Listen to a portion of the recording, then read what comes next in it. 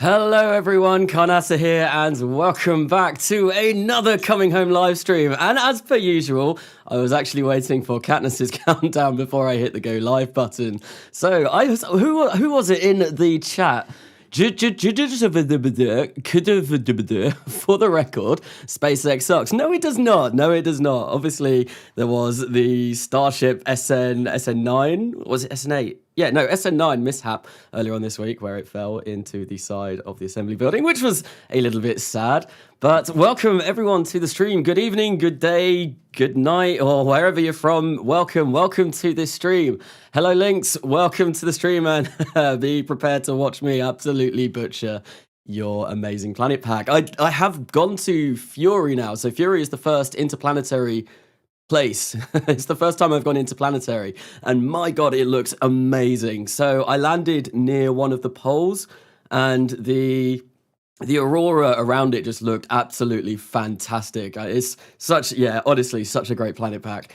But anyway, yeah, welcome everyone else to the stream. What we're going to be doing today is we are going to be attempting to put down our first attempt at colonizing somewhere that's not road. We are going to go to Armstrong. I have semi-designed something already that what was it? Oh, yeah, no, I've semi-designed something, but I do need to go in and I do need to make a few edits, and there's a few other things that I do need to work on in order to make it work as a surface-based Fury. Hang on, wait, where was that? Fury was the first man's got balls. So the only reason why I went to Fury to begin with is because so if I go on here, I use Astrogator to kind of like plan my transfer windows. And it just so happened that Fury was the one that came up when I decided that I did want to go into planetary. And I mean, it took a lot of Delta V to get there. And obviously it's like the equivalent of Moho or Mercury being the closest to the center of the solar system. So you need a lot of Delta V to slow down. Hello, Karnasa. How was your day? My day has been relatively good. I've just had uni. I've just finished eating, absolutely destroying a bowl of pasta. I'm very full now. Does anyone get, like, once you've eaten, you get proper, like, food comery? Because now I'm kind of tired after having just absolutely destroyed that pasta. But I think I've got myself an energy drink. I always have an energy drink when I stream because I feel like it gets me perked. It gets me more excited to do stuff and get on with things. But let's go into the vehicle assembly building and let's kind of have a look at what we're going to be doing with our Armstrong surface base. Way better. Yeah, SLS and New Shepard were way better. Is this talking about the SpaceX thing? SpaceX is so bad. Blue Origin is definitely way better. I mean, I really like SpaceX and Blue Origin. Yeah, it's all right, but the progress that SpaceX are making, like it's visible. Blue Origin has just kind of been faffing around, for lack of a better term. Obviously, they are working on a lot, but SpaceX has shown that it can give results, which is kind of cool. Anyway, Karnasa, it's an honor to be credited in the description. Yes, so Kerbal, thank you for including that new mod pack link. I haven't done it yet, but that will be included in the description of future videos, and I will go in and I will edit the old descriptions as well and add the mod pack that is useful if you don't have the DLCs. So, Karnasa, have you seen New Blue Origin's Lander vid with Death Ladder? No, I don't think I have. I don't think I have. So anyway, before I actually get into building anything, what I do want to do is, obviously, last week it was the competition for the new name of the new space agency, if I can get my words out. Space agency for the new series of RP1 that I'm going to be doing. And looking on the Discord over at what should we call it, well, I'm very, very sorry, so not the hero type, but it does look like New Horizons Space Agency has indeed won with 29 votes. So compared to, I think the next one was Karnasa Aeronautics Space Research Division, which got 27. So the new agency is going to be called the New Horizons Space Agency in the new series that I'm getting on with. And now that I've announced that, I can actually really start getting into it. So with that being done, with the Discord stuff being done, what I'm going to do is I am going to go and we're going to try and find the vehicle that I created. I think it was just called like ASB or something like that. Where is it? So it did stand for something. There we go. ASSBI. So Armstrong Surface Base 1 is what that stands for. There's nothing rude about ASB. No, it's just a it's exactly what it is supposed to be. So here we go. If we take off these fairings, why can't I click that? So here we go. So what we've got here, this is a hydroponics module so that we can produce supplies whilst we are on the surface of Armstrong. We've got radiators, we've got antennas for communicating. This here is going to be our sky crane, which is going to take things from orbit of Armstrong down onto the surface and then is going to piece these all together. I have actually tried this. I have tested this out and it does work. I did have a bit of an issue with this piece here though, where it clipped into the ground. Not entirely sure why that was. Then we've got a module that has our solar panels for power production. And then this is a HAB module. So this is part one of what we're going to be sending down. I've also going to send down a couple of other modules that look very similar to this, except instead of a hydroponics section, what we are going to have a ginormous, huge battery, because if we go onto Kerbalism and we select, where is it, Armstrong, there we go, we've got Armstrong now, and we go for landed, so it's going to be a day and 9 hours of shadow. And because of that, well, we're going to need some very, very large batteries to be able to survive through the night, because our only power source is going to be these solar panels. Didn't really want to use RTGs. I do have RTGs unlocked. I do have a couple of them unlocked. If I go in here, we've got this one here, and then we've got another one somewhere. I don't want to use RTGs because they are very, very expensive. So that's 24,300 funds. And this mission at the moment isn't actually going to return us any... It's not going to return us any funding at the moment. It will do eventually once we start setting up a bit more of the colonization kind of stuff. But as it stands, no, we're not actually going to be gaining any funds from this mission at all. This is going to be a massive money sink, which isn't great. So there's lag. Is there lag? Oh no, don't let there be lag. I really hope there's not. Anyway, so with that being done, what I do need to do is I do need to make a quick edit to this because I need a way of decoupling this. So I think what I'll do is I'll take that off, and I don't want to place this on there just like that, because with this piece that I'm using, it creates this small little adapter section, and I really, really don't want that there. I want to have this just flat like that. So I think what I am going to try and do, I can't even really create a radial point. This is going to be tricky. How am I going to go about doing this? So I do need some kind of decoupler. I wonder if do I use an interstage or something like that? Let's have a think. So I can't really place any of these. Could I do it so that we place this in a different way? No, I don't think that would work either. Unless no, but oh, it might work though. This is going to be, there's a lot of stuff that I'm going to be pulling apart here, right? So if I go like this, and then we have that attached there, but I'm not going to attach that there. What I am going to do is I am going to grab a interstage. So if I get one of these, and what I'll do, I'll place a decoupler on this, like this. Nice and simple, 4% 0. Don't want that to be strong at all. Then what we're going to do is we're going to place this interstage underneath it. I'm going to make that a little bit bigger just so it can fit everything in. Place the payload fairing on the bottom. Then what we want to do is we're going to make this height a little bit bigger. Then we are going to place this at the top of the interstage. And there we go. Now we should be able to decouple this. This is going to be pretty difficult to actually get to. That might be an issue, but I think this should be okay. Right, so let's get the height down a little bit. Something like that. Then what we need to decouple this, because this section here is the section that needs to attach to. So here, and then it will attach to here, and then it will take them down onto this surface of Armstrong. Right, anyway, so I think that should do us just fine. I'm fairly sure it will. If this doesn't work, then, I mean, this is kind of floating at the moment, but I'm not sure if there's anything I can really do to stop that from floating. I think maybe what I should do is I'm kind of don't really know how interstages work in stock, because usually if you attach something on that node there, you can hit the interstage and it will detach. But for some reason, well, that's what it does in Realism Overhaul. In stock, for some reason, that doesn't always work. So I am going to place a separator on there, just so I know that we are going to, in fact, be separating this section. There we go. So something like that. We're still floating, which is obviously not ideal. What I might do is just... it doesn't matter that it's floating. This won't affect us in any way, shape or form. But just to be a little bit more kind of... I don't know, not even realistic, but just kind of not... I can't... I can't really think what I'm trying to go for. Right, so if we go... Why can't I place these on here? So if I place 4 of these on here like this... Then we just go for something like that. There we go. We're still kind of floating, but at least we're tethered. We've got something that will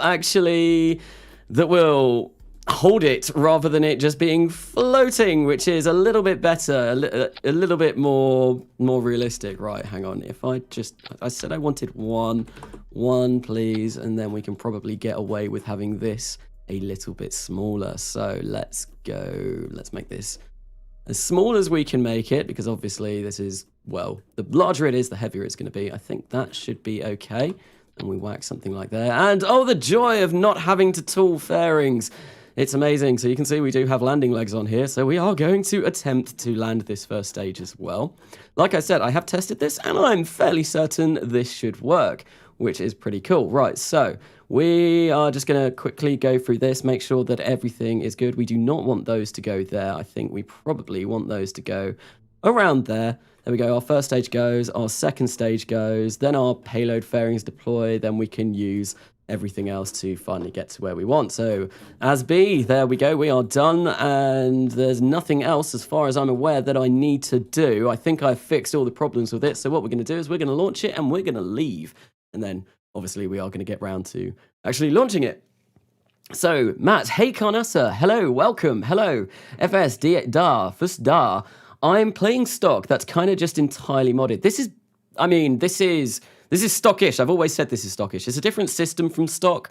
It's stockish in the fact that it's not like Realism Overhaul where pretty much everything about the game is different. No, we still do have stock mechanics and we have like liquid fuel and oxidizer and all of that, but it's not stock as per se, and it's more stock size. So, or hell, links, looks all good here. No lag for me. Okay, oh, that was about lag. I know I do suffer from some bad lag at some times, and I have gone through and changed a lot of my settings to try and make it as good as possible. The one that I've got it set onto at the moment, the last couple of streams that I've done, I have noticed that it hasn't been...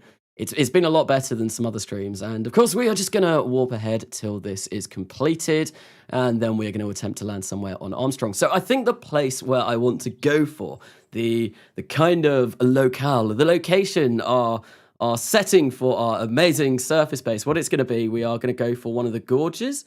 It's kind of flat. There's no dirt there.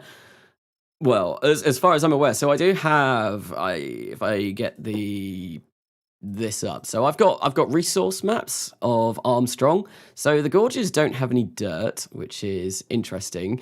And I think that will be useful for kind of like longer term agriculture when we eventually get to that stage. So I don't really have the technology at the moment to do anything drastically huge, but I have enough technology to start something. So we do kind of want to pick our landing spot. I think gorges are probably going to be good, but we are going to have to go somewhere else on Armstrong to really kind of fill out the supply chain. So what am I looking at the moment? So I think,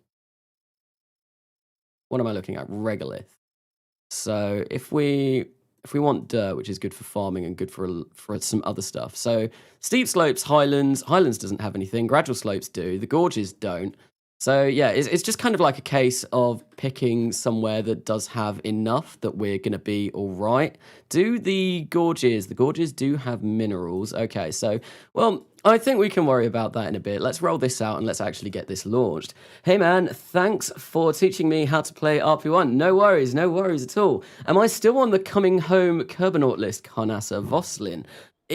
So coming home, the Kerbinauts that I am going to be doing for coming home, they're all on the Discord. They are all over on Kerbal applications. And what I am doing for this series is I'm just going through in order everyone that has requested a Kerbal in this series.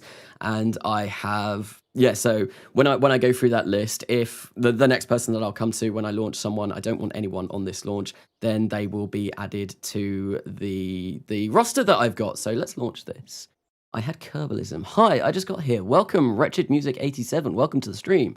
Luca Baumi, am I also in? Like I said, if you are on the Discord, if you are on Kerbal applications, then yes, you will be on. You will have a Kerbal in this series eventually. So in this series, I am likely going to go through a lot more Kerbals than I did in Kerbal Gets Real. And that's not because I'm killing them off at a rate of knots, despite having killed 3 already. No, this series, what we are going to be doing is obviously we're going to be colonizing. So we're going to need a lot of Kerbals over in a lot of different locations, which does mean that I am probably going to be going for a lot more. So if you want a Kerbal in coming home, there is a very good chance that eventually... Oh, that didn't sound good. That sounded like scraping metal. That's not a sound that you want to get when you start a launch. I really hope nothing's broken. No, it looks like we are good. Everything seems to be nominal. Nothing is particularly bad. Right, so I am going to use Ascent guidance for this launch. I don't know how to use stock Ascent guidance, so I just used the realism overhaul Ascent guidance. And what I've done, so usually Ascent guidance, it burns through the entire first stage, which is why I actually oh, hello. That's not good. That's not good. That's really not good. Oh no, this is Okay, right, well this is going to be a revert. What is going on here? Boys, come on. Fairings. Behave. This... I'm sorry, that's just ludicrous. What is going on? Hang on, breakdancing fairings, there we go. Look at that, look at them dance. That is definitely not ideal. That really shouldn't have happened. Oh, it's a Kraken attack. It's a Kraken attack. Working as intended. Yes, definitely. What I'm going to do... Yeah, we are going to revert this flight because that shouldn't happen. Like I said, when I loaded it up, I did hear a kind of painful crunch, a metallic scrape, which obviously is not ideal when you want to be going to space. The Kraken has come. I have not offered my daily sacrifice to the Kraken yet, so obviously he has not been appeased. He is not happy. Is the Kraken a male, or is it a female, or is it genderless, or is it whatever it is? They are not happy. They are definitely not happy. Kerbal Space Program, but parts are dancing. There we go, links. next video.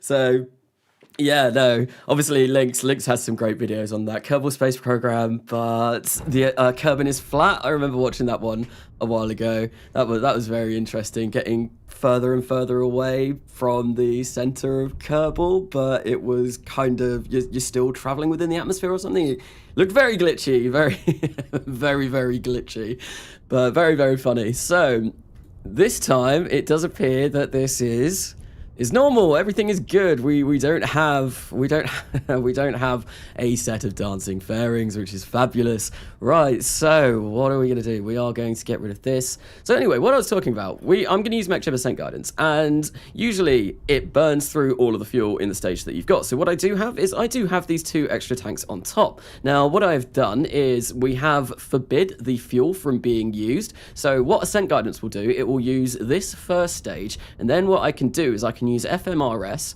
which is Flight Manager for Recoverable Stages, I believe it is. It's like a mod that you can quickly revert and use reusable launch vehicles. So yeah, we're going to go back to, well, we're going to complete our orbit, then we'll go back to this, and we will unlock the fuel in these 2 tanks, and that should give us enough fuel to actually land this first stage with a propulsive landing. I've not got parachutes or anything like that, I mean, parachutes probably would have been easier, but, you know, I wanted to go the full SpaceX route, yeah.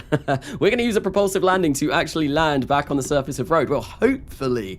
In tests that I've done so far, I have not quite managed to do it. I have hit the ground a little bit too quickly, and that's usually... Oh, that was something I meant to do. I know why it was. So... I need antenna on here because we run out of communications range. So I think what's going to happen with this is this probably will end up smashing into the surface of road. But the next version of this launch vehicle, when we launch the batteries and stuff like that, what we will do is we'll add a little antenna on there so we can talk to our communications network that is around road orbit. But anyway, so what I do want to do is I want to get ascent guidance. We're going to set Armstrong as the target. We're going to launch into the plane of the target. Then that way we won't have to do any inclination changes once we are in low road orbit. So we're going to go 60 by 60 kilometers. That looks fine to me. So in 4 hours and 34 minutes, we are going to be launching. So let's engage the autopilot, and it should hopefully time warp ahead for us. And hopefully it doesn't do the funny thing where, yep, no, there we go. Kerbalism is saying no. So it's going to take a little bit while longer than usual. So I am very shiny and polished. Okay, wait, polished. Is it? I saw Katniss is Polish, and I was like, I thought Katniss was Polish, and then yeah, so the Polish thing kind of threw me a little bit. Kanasa, I should teach you how to use the stock MechJeb Ascent. So whenever I've used it, it just kind of messes up and doesn't really get me into a nice orbit. This does get me into a nice orbit, though. Doing this is absolutely fine, so I do really like using this. I mean, it's what I use for Realism Overhaul. Realism Overhaul, the Ascent guidance for it is absolutely fine, so it works for me at the moment, and if it works, then I guess, like, I don't know, if it ain't broke, don't fix it. I don't know. Polish anthem plays. I don't actually know what the Polish anthem sounds like. There we go. We have fired up. Those are, on the first stage, I think they're 5 mainsail engines, except they have been tweak scaled down, so they're not the size of tweak scale. This isn't a particularly large rocket. I mean, it's big. This is a 4 meter diameter, so it's pretty big, but it's not huge. I can't actually remember what the payload, what the weight of this payload is going to be. It's not massive, is what I'm saying. Hello everyone, hello the world conqueror, welcome to the stream. Katniss, that's Q&A moment. So Polish anthem sounds pretty bad if you ask me personally. Poland deserves a better anthem. I mean, my obviously the UK national anthem it's all right. It's all right. I was just browsing YouTube the other day, as you do, and I remember coming across some really bizarre videos, and it's national anthems played badly. I'm not sure if I found that or if that was someone shared that on the Discord. So talking of the Discord, there is a link to the Discord in the description if you do fancy going over. Great community, definitely worthwhile checking out. Anyway, so yeah, no, I can't remember if someone shared that in the Discord, and it was a load of different countries playing like other countries' national anthems when, say, like big people like politicians and stuff came over to that said country, and they were like, oh, we'll welcome you with your own country's national anthem, and then they absolutely butcher the national anthem. There was some terrible ones on there. I think there was one where Trump was visiting Saudi Arabia and they were playing the American anthem, and it was like someone playing a really poorly tuned flute. Like, you know how you've got the Russian national anthem but played on flute, like the meme version where it's ridiculously distorted. It was kind of a little bit like that, which it was really funny. Kanasa, when will you fix the Discord link? I might do that over Christmas. When I've got a bit of time, when I've not got uni, I'll probably end up actually fixing that. The problem is, it's the font that I use uniformly all over my channel. It just doesn't have... It's all in caps all the time, which is a bit of a shame. Right, so we are coming to main engine cutoff, first stage. There we go. And for some reason, it does set us as this, which is less than ideal. So what we are going to do is, oh, hello, we want to be controlling from, if I can get, this is not good. This is not good. Where is a docking port or something? Come on, give me something. That docking port is upside down. Fantastic. Oh no, have I not built anything that we can control? control this from? Oh, let's fire up our engine. And no, kill rotation. Come on, this isn't good. Right, so this is an issue with using it. Oh, great. Can I... You know what I'm going to do? We're going to edit action groups because that will stop this from spinning. Right, so is there anywhere in here where I can control this from? Because that would be rather useful. I think, yes, no, I can control from here. So if we get rid of this, we'll go for custom 1. And what we will do is we will control from here. So we can now leave this. We will select 1. And now we're going to grab our smart ASS. It's hidden behind here. And we're going to hit prograde. And we are going to start making our way into orbit. There we go. This is looking a bit better. There we go. that was a bit of a concern. So I'm going to have to do this manually now, because it's just the way that this launch vehicle works. But where is FMRS? Where has FMRS gone? Why is it gone?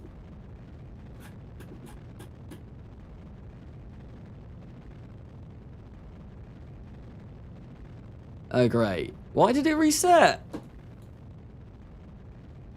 Oh, you know what? No, I'm gonna revert the flight to the launch, because I do want to actually see if we can land that. That's a bit of a shame that reset. I don't know why. I don't know why. Thank God this wasn't RSS, huh? No, Kerbal's post program, but fuel tanks are engines. So, and wait, I'm trying to catch back up.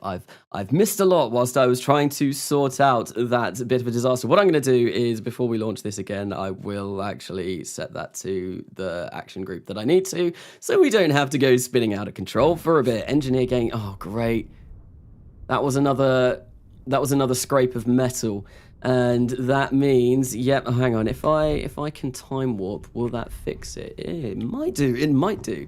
Right. So let's edit these action groups now whilst we can. So what I want to do is I want to do this. So this is now going to be action group 2. What we're going to do is we are going to control from here. Okay, cool.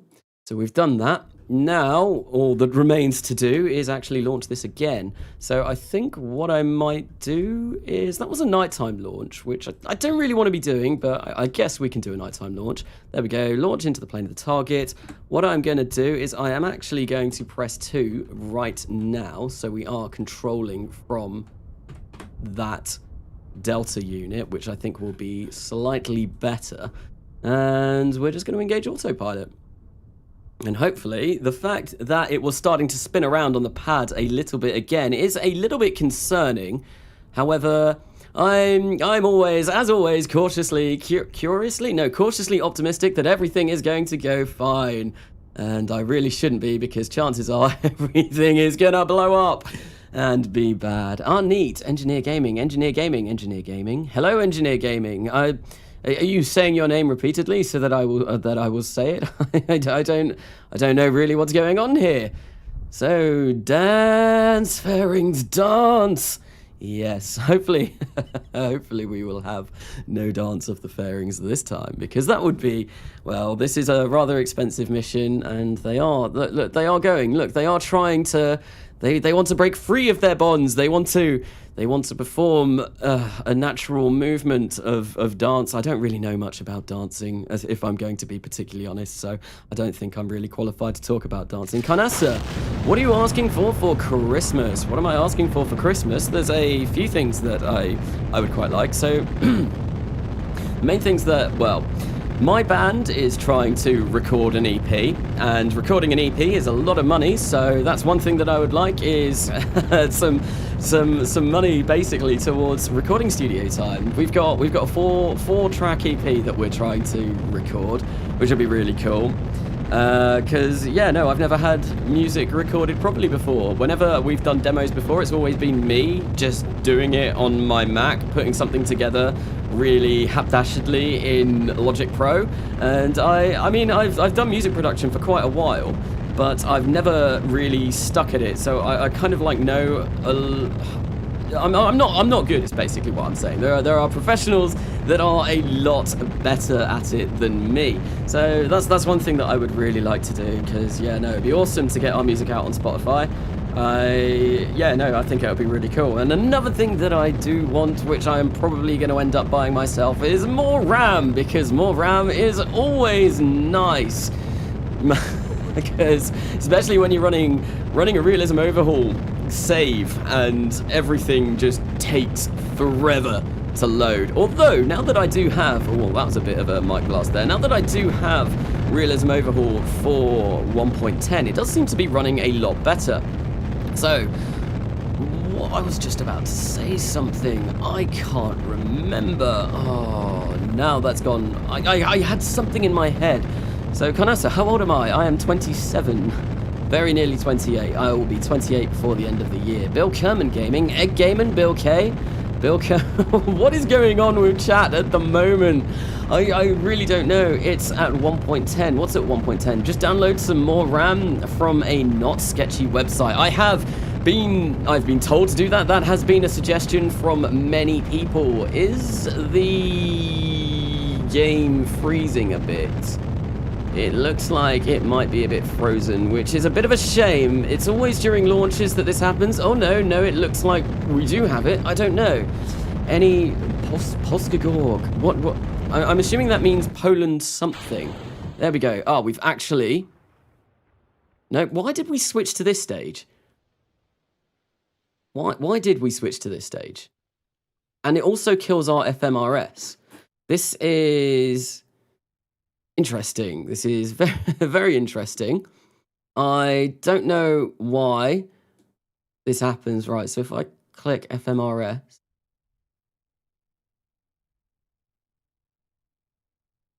Right, so it looks like... Right, what I'm going to do... Oh, no, we can't. Can we save here? We can do a quick save here. I thought you couldn't quick save in the atmosphere. So what we're going to do, I'm going to actually quick save this. And then I'm going to quick save again. So this will be Miko. We'll save that. Then what we're going to do is we'll come back to Miko and we'll see if we can land it. And obviously, right, so let's start this engine up. Obviously, we won't be able to recover this properly. But what we'll do is we'll come back to Miko, land that, and then I will create another quick save once we've got this to orbit. And then as soon as we have this to orbit, I'll go back to the quick save, and then I'll come back to the actual orbital quick save. And it's all very confusing, but we'll get there, and we'll see if we can actually land this. Right, so are we flipping around? Yes, we are. There we go. And what we want to do is, I think we want to, maybe not quite yet, but we want to detach our payloads relatively soon, our payload fairings. Anyone that suffers from stage fright. Yeah, it's getting old. Yeah, all I can see at the moment is just Bill Kerman Gaming for for the vast majority of the chat. Check your root part. It's probably my root part was incorrectly configured when I was in the vehicle assembly building, so that is almost certainly why this has not been why it kind of did that weird thing, but I don't know why FMRS is doing that. I don't need docking autopilot up. Let's get rid of that. I do have docking autopilot now, which is really nice. If anyone was there for a couple of streams ago where I did try and dock on my own and spent a really long time actually flailing about, not really getting anywhere. Well, yes, my docking leaves a lot to be desired. Right, so we are at 49,000 meters. I think that's time to deploy these. And we can see what lay beneath the entire time. It is, of course, our Armstrong surface base. And I really hope this all works and goes well. I have hope. So I know that when we land this, it's just that the way I've changed this around now might be a bit different. But when we land this, I can actually move these around and get them, even though they don't have wheels or anything like that. What we do is we use this sky crane section, and we can use that to move things around the surface of Armstrong. And it works surprisingly well. Obviously, Armstrong has a really low gravity. It's a very, very small moon. It's a very small moon. So it's rather easy to move these parts around once we are on the surface. Can Can I say what? I'm not sure if I want to say that. I'm not sure if that's... wait. Schmeat. What is Schmeat? what? Am I missing something? Say... It's like sweet, but...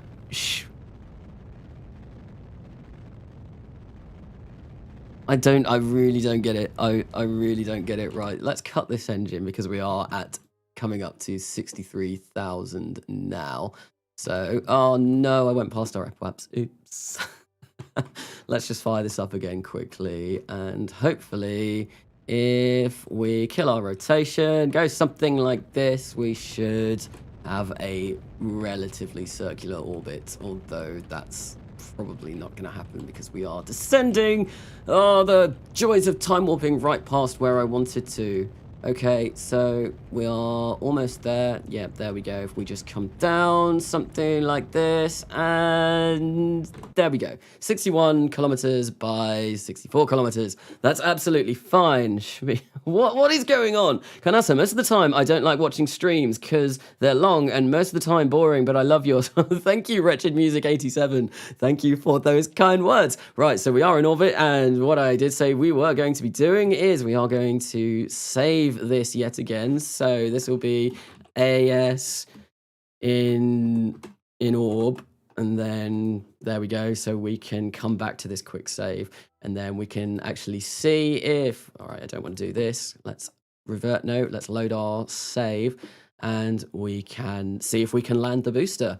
And obviously we're not going to be getting any funding back for this, but we should... I can't even remember what I called it. Oh, it was Miko, wasn't it? Main engine cutoff. Right, so yeah, but it's kind of like a proof of concept. Can we land? Can we make a reusable launch vehicle? I mean, we definitely can, but it's something that I've never actually done before. So seeing this will be really cool. Unfortunately, we are going to have to sit through some loading screens in order for this to get done, but oh well.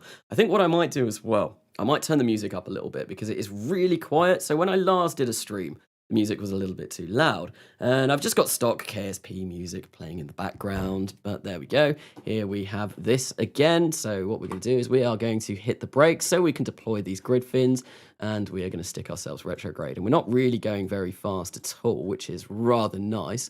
And like I said, right, we have got these. So, well, our throttle was set to 4. Now what we're going to do is we are going to unforbid these. And we've got 1,116 meters per second of delta V left, which I am pretty confident that should be enough to land. So I am betting my left nut it's going to RUD. I mean, it almost certainly will, because it's going to run out of communications. It's going to run out of communications range, and we're not going to have fine control, so I'm not going to be able to control the throttle properly. However, some part of it may survive. What I need to do is, in an edit of this, I need to attach some antenna onto it so that we can actually communicate to our comm network around road. But thank you, the World Conqueror. Thank you very much for donating. How about a stream mod to keep the chat in line? That would probably be a really smart idea. I do have Streamlabs. I do have a Streamlabs automated modder, but stream mods probably would be smart to have as well, especially now that I am getting a few more numbers on these streams than than when I first started. Obviously, yeah, I think I hit 2.1k subs. Was it today? Was it yesterday? I hit it really recently. Last stream that I did, which was the first New Millennia stream, that got something like 120 people in at once, which was really cool. Really cool. And yeah, no, that was an awesome stream, despite the fact that I spent probably like 4 hours designing 2 rockets. So yeah, no, I probably should do with... I could do with getting some stream mods in. I mean, is that you offering? Consider you moderate the Discord as well. Man's moving up in the world. Yes, it's going really well. Considering I only started this channel, what, 6 months ago? I think it was 6 months ago. It was obviously, it was lockdown. We were in lockdown. Everything was terrible. I had just finished my year at uni. And I was really bored and I didn't really have anything to do. So what I decided to do was to start a YouTube channel and just chat a load of rubbish whilst I play RimWorld and whilst I play Kerbal Space Program and stuff like that. And obviously people seem to enjoy it. So I'm going to obviously carry on. I do enjoy doing this myself as well. It is very fun. I do really enjoy it. Right. So I think what we'll do is we're going to start slowing down a little bit. We are losing. No, we are gaining velocity still. Okay, I cannot see a thing. Why did I launch at night? Why did I launch at night? Because I am very silly. Right, so how far away? So we're over sandy lowlands. Okay. Hopefully we don't come down over any mountains. That would be bad. How do you grow so fast? I don't know. I don't know how I grew so quickly. So yeah, no, 0 to 2.1k in the space of 6 months. I thought that's pretty good, and I'm owing a lot of it due to the fact that obviously what I started out on was quite a niche topic. Realism Overhaul KSP. There aren't that many channels around doing it. And I think that may be one reason why. There we go. Look, we've lost communication, so I can no longer have throttle control. It's just got to be full throttle control. And yeah, no, the fact, I don't know. I do a kind of very fast voiceover. I like to think that it's interesting what I talk about and it's not boring, and that sometimes, God forbid, I may be funny, but I don't know. And I think obviously a mix of all of those things probably means that, yeah, no, my channel has done quite well. And also the fact that when I started out, and I mean, I still do, I advertise my videos on Reddit where I can, and just wherever I can really, just to try and get people to notice them. Right, so let's try, and we've got 128 meters per second left. I think we have, I think we might crash. I think we might crash. Oh, this is a shame. Hang on, can I shut down this engine? There we go. And yeah, we're not gonna have enough delta V to actually slow ourselves down. I have done this really badly. This was a bad descent. I think if we put antennas in here, we should hopefully be able to bring this down safely. A lot safer than I have anyway. I think I bled off a bit too much speed earlier on and could have done with letting the atmosphere slow us down. There we go. Oh, hello. And we landed. And we've got, I mean, no, there we go. We completely blew up. So Candice was in fact correct. Yes, there was a rapid unplanned disassembly. So, oh no, we've still got a couple of the engines left. Ah, check that out. They're the expensive parts as well. So that's very nice that we've managed to get those back. But anyway, so another failure for the Road Planetary Space Alliance with reusable launch vehicles. And I think the main thing that we are going to have to do is we are going to have to just put some way of communicating with those on there. Right, so what did I call that? Ascent Orb. Yes, that is what it was called. So for the next launch vehicle that we do, for the next version of this, when we launch the battery or whatever it is that we're going to be launching next, I think what we will attempt to do is we will just put some small communication devices on that booster so that we can talk to our communications network. Try shoots. I didn't really want to do shoots. I talked about this earlier on. I wanted to go the full SpaceX route, a full-on propulsive landing, because that's obviously very cool to be able to do a full-on propulsive landing. I think I should have enough delta V to do it. In fact, I know I do, because in one of my test runs, I had something like 200 meters per second of delta V left after I hit the ground a little bit too hard. I hit the ground at about 30 meters per second because I couldn't control it properly, as exactly the same as what just happened there. I ran out of comm range and we couldn't get any fine control. Right, so what I said I was going to do, didn't I? I said I was actually going to turn the music up just a little bit. So go for 20%. Let's try that, see what that sounds like. There we go. We've got the lovely tones of space music. Ah, I do enjoy a good bit of space music. I mean, usually when I play KSP, I don't anymore, because whenever I play, I'm always recording. When I used to play KSP on my own before I started the channel, I always just used to listen to the Interstellar soundtrack, because it's obviously very spacey music, and I really like the soundtrack, and it's very cool trying to perform dockings and stuff like that when you've got no time for caution playing. It's it makes it a lot more interesting, I tell you. Right, so where do we want to be around this way a little bit, and there we go, we've got an encounter. Cool, so 3,000 meters away. I think that's going to be absolutely fine. And we need to start our burn in minus 17 seconds. Right, so let's see if we can get it over this way a little bit.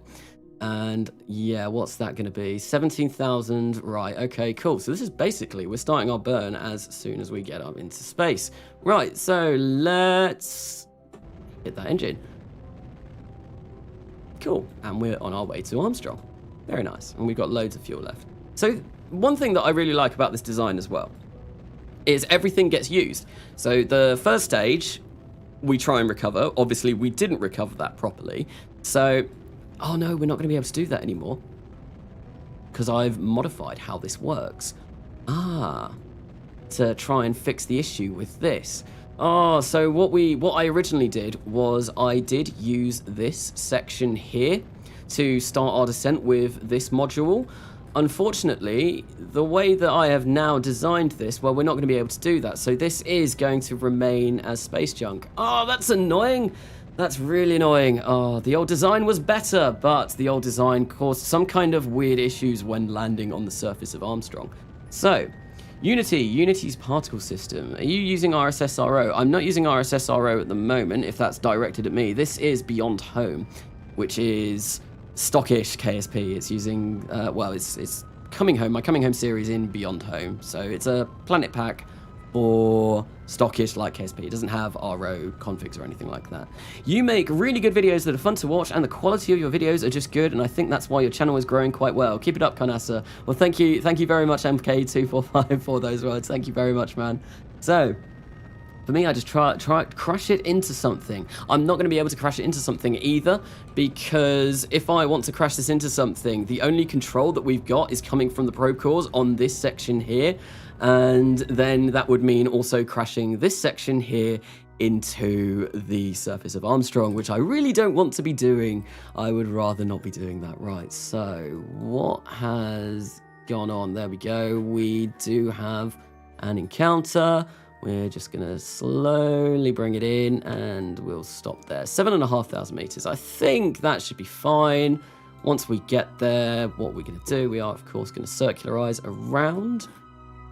And, oh, hello, that was a bit too aggressive. A bit of aggressive maneuver planning there. Right, so snap to periaps, and we are. Come on. Stop being silly. Right, there we go.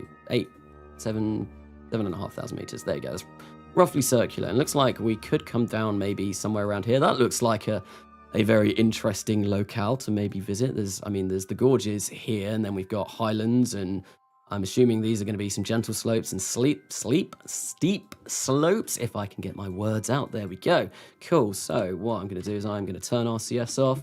We are going to make our way over with a good old bit of time warp. Actually, before I do this, am I going to run out of battery power? I've got a day. So yes, let's extend some solar panels so we don't run out of battery and get really sad because we've messed this up. Right, so extend solar panels. There we go. There we go. And I really should assign these to an action group. I'm sure someone in chat at the moment is going to say, like, why haven't you assigned your solar panels to an action group? It makes it look cool and you can do it all at once. But I don't know. I just haven't done it. Name every part. Oh, you're a KSP player, name every part. I would barely be able to name any parts in KSP if I'm going to be particularly honest, because most of the parts that I use that I'm familiar with are from Realism Overhaul, and I've forgotten most of what is used in stock. So I know this is this the skiff? Oh no, this is the Poodle liquid engine. You've got the mainsail, you've got the Cupola observatory module, you've got the Mark 1 crew capsule, and there's docking port senior, docking port junior, TDO6 stack decoupler. There's no way I could go through every single part of KSP and remember it. Karnasa, sorry for the late response, but yeah, I can mod the stream as well if you'd like. Yeah, no, I would have to look at how setting that up. I think I roughly know how to do it. I just have to go on my settings and add your YouTube account as a moderator. I think. I'm not entirely sure how I go about doing that, though. I'll have to check. I will have to check. I'll do that after the stream. So much space junk. Think of the space dolphins, not the space dolphins. No. Well, unfortunately, we're only going to be leaving this stage in orbit, which is, it's not too bad. We could be being a lot worse. And we could be, I don't know, it's just, yeah, no, it's just going to be this one stage. And I think, actually, wait, no, we might have a separator here. Or did you mean looking, oh, there we go. This is what you might have meant. Yes, there is, there is an awful lot of junk everywhere. We've got junk around Ash, we've got junk around Lua, we've got junk all around Road, probably some more junk around Armstrong. Yeah, we're not very good space citizens at the moment. Yeah, we do have a bit of junk. Oh, well. What can we do? What can we do? Except try and clean up after ourselves. Do a low pass of Armstrong where the fuel tank hits the moon. See, if I do that, I'm not going to be able to get this into a stable orbit, which is what I was saying. The way that this was built before, what I could do was we had this stage was flipped upside down, so the docking port was on the top, and we decoupled it from here. That didn't work. So it kind of left the decoupler on the bottom of this. So what I did is I flipped it upside down, and now because of that, we can't use this stage to descend, to start our final descent for this, which is a little bit annoying. But, oh well, right. So I really don't like the time warp, how time warp works in stock-ish KSP. It feels like you're either going way too fast or way too slow. There's not a nice in-between. I think that might just be because I'm used to realism overhaul time warp settings, though, which are obviously a little bit quicker, but then obviously everything is a lot bigger in the game, so it kind of makes it seem worthwhile. Right, so we are going to be burning in 11 minutes, and yeah, we're going to be capturing around Armstrong in 11 minutes. 258.5 meters per second. That's barely anything. We're fine. You can see everything that I visited on Armstrong is now appearing, because obviously Armstrong is so small. We can see all around the moon. So let's point to our node, please. And what I think I will do is I will use RCS. We do have some RCS on here to kind of perform our maneuvers a little bit quicker than what we would like. I'm also in GMT +1, so I am obviously just in GMT being from the UK. Carnassa, what mod did you use for the rover in the last episode? It is Wild Blue Technologies, I think. I think that's what it's called, and it's called the Buffalo MSEV, I think, and it's really cool. There's some great IVAs for it with Ascent and raster prompt monitor if you have those, and it just, yeah, no, it looks really, really cool. Really, really cool, and there's loads of different modular parts. You can turn it into a submarine if you want to, and actually that is one idea that I think I might do at some point in the future, because there are a lot of lakes and oceans on Ash that I would quite like to go and explore. Not Ash. Lua. Lua. New challenge, Carnassa. Go to Ash without time warp. Oh, that's a tricky one. That is, well, it's not tricky. It just means I'll need to leave KSP open for about, I think it's 6 days to get to Ash. And obviously, I think the days in this are 6 hours. So that's what, 36 hours? So a day and a half of just leaving KSP on. And what I'd have to do is I'd have to set an alarm. I couldn't be sat watching KSP for that long. Anyway, if I did that as well, I wouldn't be able to get any videos out, because 36 hours is probably about as long as it takes to get everything done for a video. So that would be about one video's worth of stuff doing that. So we're going to be starting our burn relatively soon. I mean, I can time warp this ahead and get this done. Right, and any minute now. There we go. 3, 2, 1. Let's fire up our... Is it forgotten it again. Poodle. We're going to fire up our Poodle engine, and we're going to get ourselves into a nice circular orbit of Armstrong. Kanasa, did you know that there is a spaceport that you can pay 7 mil funds to open on Lua, or at least in the info tab in the tracking station says there is? Yes, I have heard about that, actually. And I think you need Kerbal constructs for it to work. I'm not entirely sure how to go about doing that, though, because I do have Kerbal constructs, and I've not seen the option to do that yet. But I don't know. I don't know how it works. I really don't know how it works. Let's kill... No. Why did you do that? Okay, so when I hit X, it didn't kill my engine. So we're a little bit low. So what we are going to do is we are going to turn prograde, and we are going to try and raise our periaps just a bit. Although, no. We are going to try and raise... we could do this, and we really shouldn't have any issues with hitting any mountains. But what I do want to do is I want to have this as circular as possible, this orbit. So when I rendezvous with the little sky crane section, it's going to be a lot easier to get a rendezvous rather than really having to fiddle around with maneuvers. Right, so I think I would quite like to land maybe in here. As far as I'm aware, Armstrong is not tidally locked to road, so even if we land on the far side of the planet, we shouldn't really have any issues, far side of the moon even, we shouldn't have any issues with communications because we will eventually be facing road again. We won't have to worry about that. Right, so we are almost at prograde now. Let's just fire up our engines again just a little bit, try and get as circular orbit as we possibly can. So 7,500, I think if we get something like that, there we go, that will do us just fine. I think what I do want to do though, obviously the side of Armstrong that is facing road at the moment is actually, well, it's dark. It's dark, and we want to kind of see where we're going to be landing. So it's time for time warp. It's time for time warp, and we're just going to time warp around Armstrong quite a lot until we can actually get somewhere that's in the light. There we go. Let's just time warp at 10,000 speed, and hopefully something, an opportunity should present itself. So let's have a look. Yes, Armstrong is fully pretty much in the light now, and I think what we're going to do is we're going to come down around here. It's near a gorge. It's somewhere in the steep slopes, small slopes, and stuff like that. So it looks very promising. Kanasa, what mod do you use for the burn time percent thing? That is actually part of stock KSP, I believe, and you just have to turn it on in settings. KK has a menu in the VAB where you can open a launch site. Okay. Katniss, obviously you would know all about that with the Cape Canaveral mod.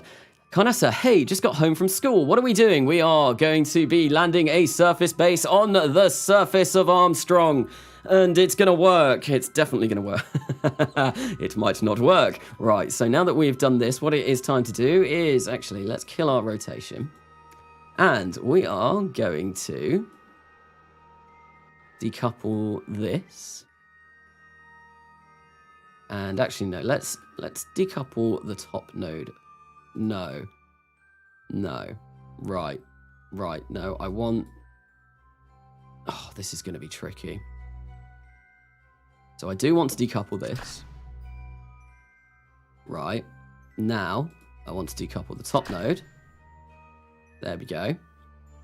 And that separator, if we maybe point in this direction, and we will kill rotation, please. What we'll do is we will just decouple that as well, and then that will go flying off, yeeting that separator off into into oblivion. I don't think that will send it down or anything, but there we go. We've gotten rid of it. Or 22 o'clock. It's 2 a.m. for me. Oh wow, that's quite late. It is. It's only 9 p.m. for me. So I try and do my streams at a point where it's. I know a lot. Well, it started off. A lot of my viewer base was from America, but I think it's kind of evened out now to a mix of Europe and America. So what I try and do, that's the wrong way, is kind of like balance it to a point where I'm still alert and awake, so, and I can also get as many viewers in from as many different time zones as possible.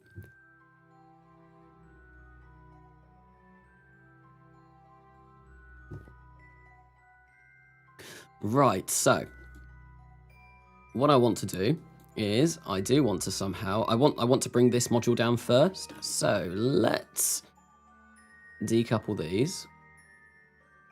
There we go. And what we want to do is we want to control from here. And then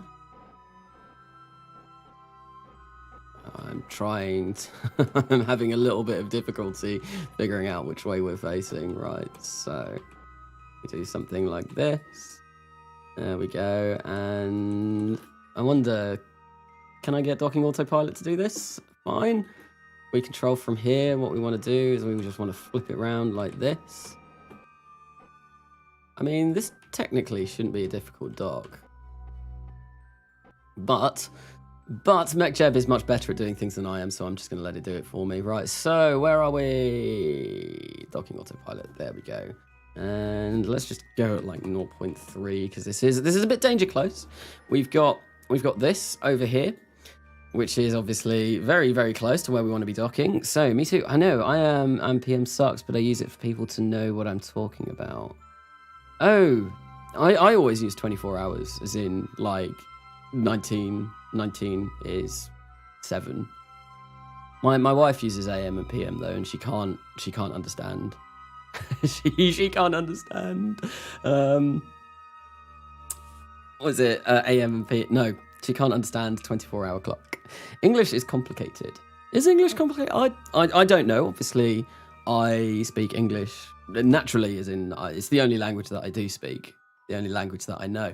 But I was always under the impression that English was quite an easy language to learn.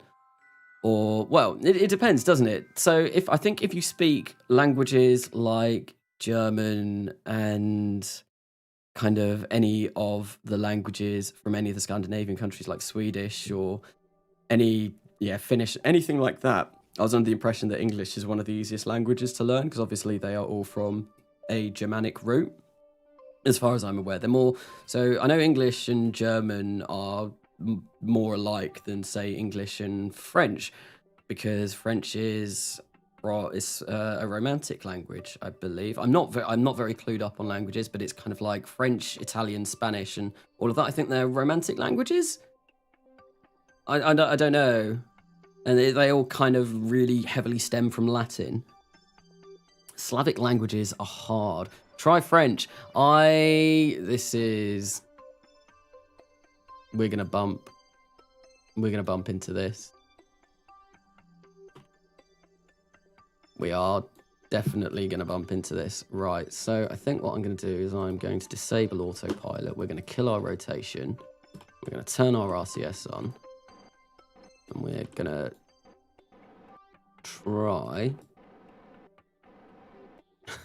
try and do this a bit more manually. Right, so can I do this now? And will it change moving towards the starting point? Yes. But why are we going?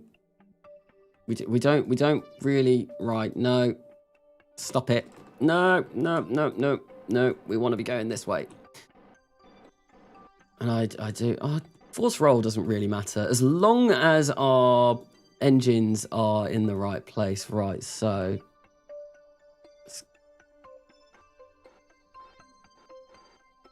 Right, so this is. I want to flip this. Just want to make sure that this is kind of exactly where I want.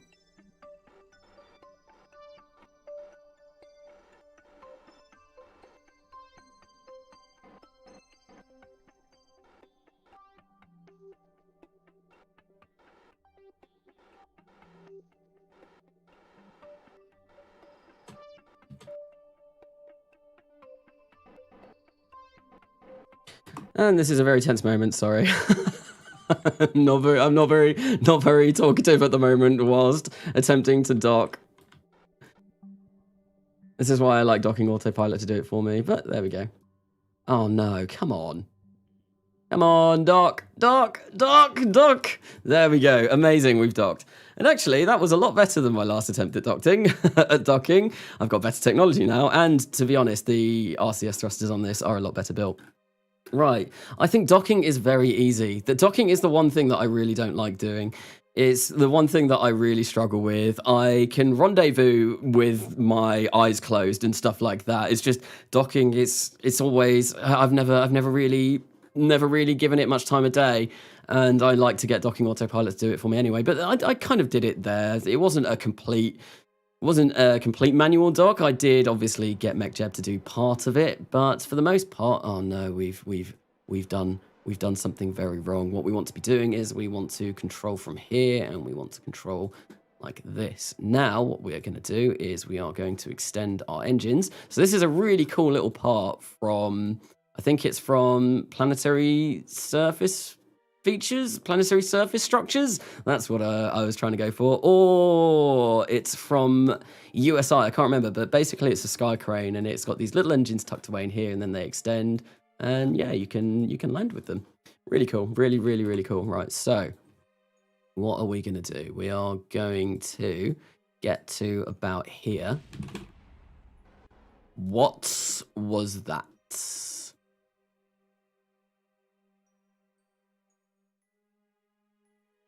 What? Okay. Something just exploded. And I don't know what it was. What was that? Oh, don't be anything important. Oh, hang on. We've still got some of our... Wait, no, maybe nothing did explode. I swear I just had an explosion, but that's all still together and all fine. That was really weird. What? Okay, I don't know. That was really bizarre. Right, but anyway, we seem to be okay. We do seem to be okay. So what we're going to do is we are just going to... How much Delta V do we have in this? 1,347. That's going to be more than enough. So what I want to do probably now is begin by going normal. And I don't want to be pointing to our target or anything. No, we just want to... Do we want to go normal? No, we want to go anti-normal. Okay, no, we want to go anti-normal. Always good sound. Yeah, do F3. Interesting. As we probe debris crashed into Armstrong. I wonder if it was that stack separator that I sent off. I'd sent that off in like a radial direction.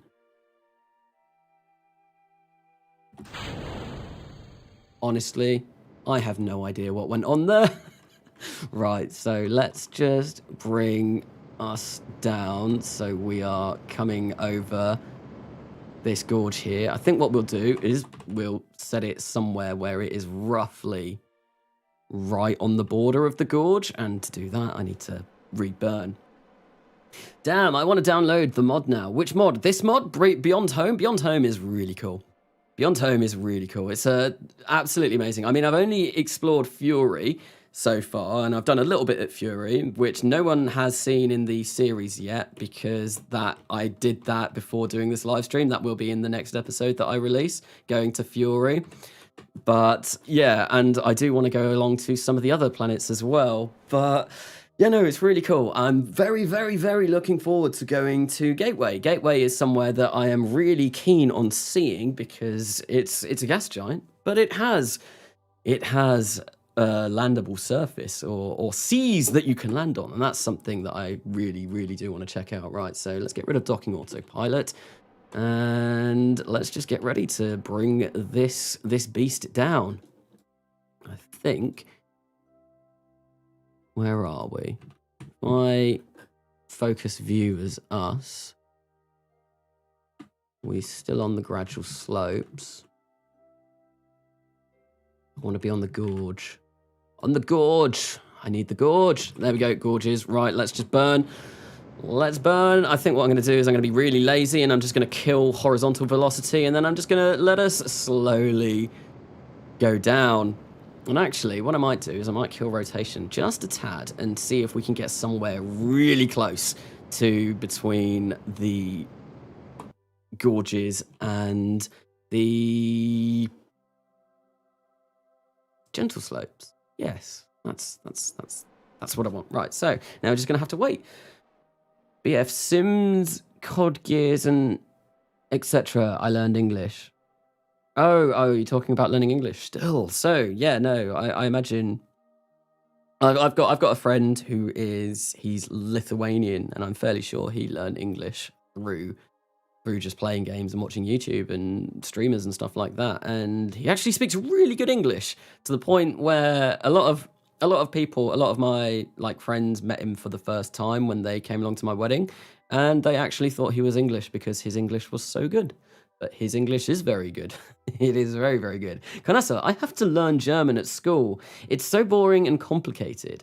I had to learn German at school as well. German was the language that I picked to learn, and I could not tell you a single word in German anymore. It's been a long time since I have spoken anything. I could probably say like a few sentences, if that. But yeah, no, my German knowledge is really lacking. It's been a very, very, very long time since I had to learn German, so I have forgotten absolutely everything. Right, so we are on the gorges still, but we have just moved over to the gradual slopes. So we are incredibly close to. We are incredibly. I'm really forgetting my words today. We are incredibly close on the border between the two. So I think what I do want to do is we probably want to move over this way just a little bit, so we get a little bit closer to those gorges. Yes. I'm in full concentration mode right now, if people cannot tell. And yeah, so I'm sorry if my talking goes away a little bit. This is going to be one of the trickiest missions that I've done so far. Well, it's definitely going to be the trickiest mission that I have done in Coming Home. By far. By far the trickiest mission that I have done in Coming Home, because this is a full-on surface base. Probably not the trickiest mission I've done. Probably the trickiest mission I've done in KSP is the Demeter mission that was in the finale of Kerbal Gets Real. That was hard, sending a crew of astronauts to Mars with Kerbalism. Katniss, I'm assuming when you did Othorus and Uranus, that wasn't with Kerbalism. English is the epitome of absolute pain, is it? Don't worry, comrade. English is easy. And remember, what's your name? Is that in German? What is wie heißt du? That's what's your name. What is your name, isn't it? Wie heißt du? What is your name? I'm not sure. I can't really remember. Right. So I think what we'll do is, are we going to come down? We are down now upon the gorges again. So we are really, really close. I think what I'm going to do is I'm going to juggle this as we come down. I'm going to start burning towards this way a little bit. And then hopefully that means we should get even closer to the gentle slopes, and we'll just keep doing this until we actually come down. Right, so I think now that we've done that, what we're going to do is we are going to time warp again just a little bit. This is going to be a nice and gradual descent. We are now 20 seconds away from impact. We are in the gorges, but I imagine we are incredibly close to the gentle slopes, which is really cool. So when we get people over here, we might actually have two different biomes that we can utilize resources from, which will be really, really cool. So that should help with USI colonization. I imagine the fact that we're going to be really close to a couple of biomes. Right, so we are coming down now at only 6 meters per second. And I think what I might do is, for this, I am going to turn the thrust limiter down so we can come down really, really gently. Really, really gently. I want to be hitting the ground at about 0.2 meters per second, if I'm going to be particularly honest, and I think we are going to be able to do that. We're definitely going to be able to do that.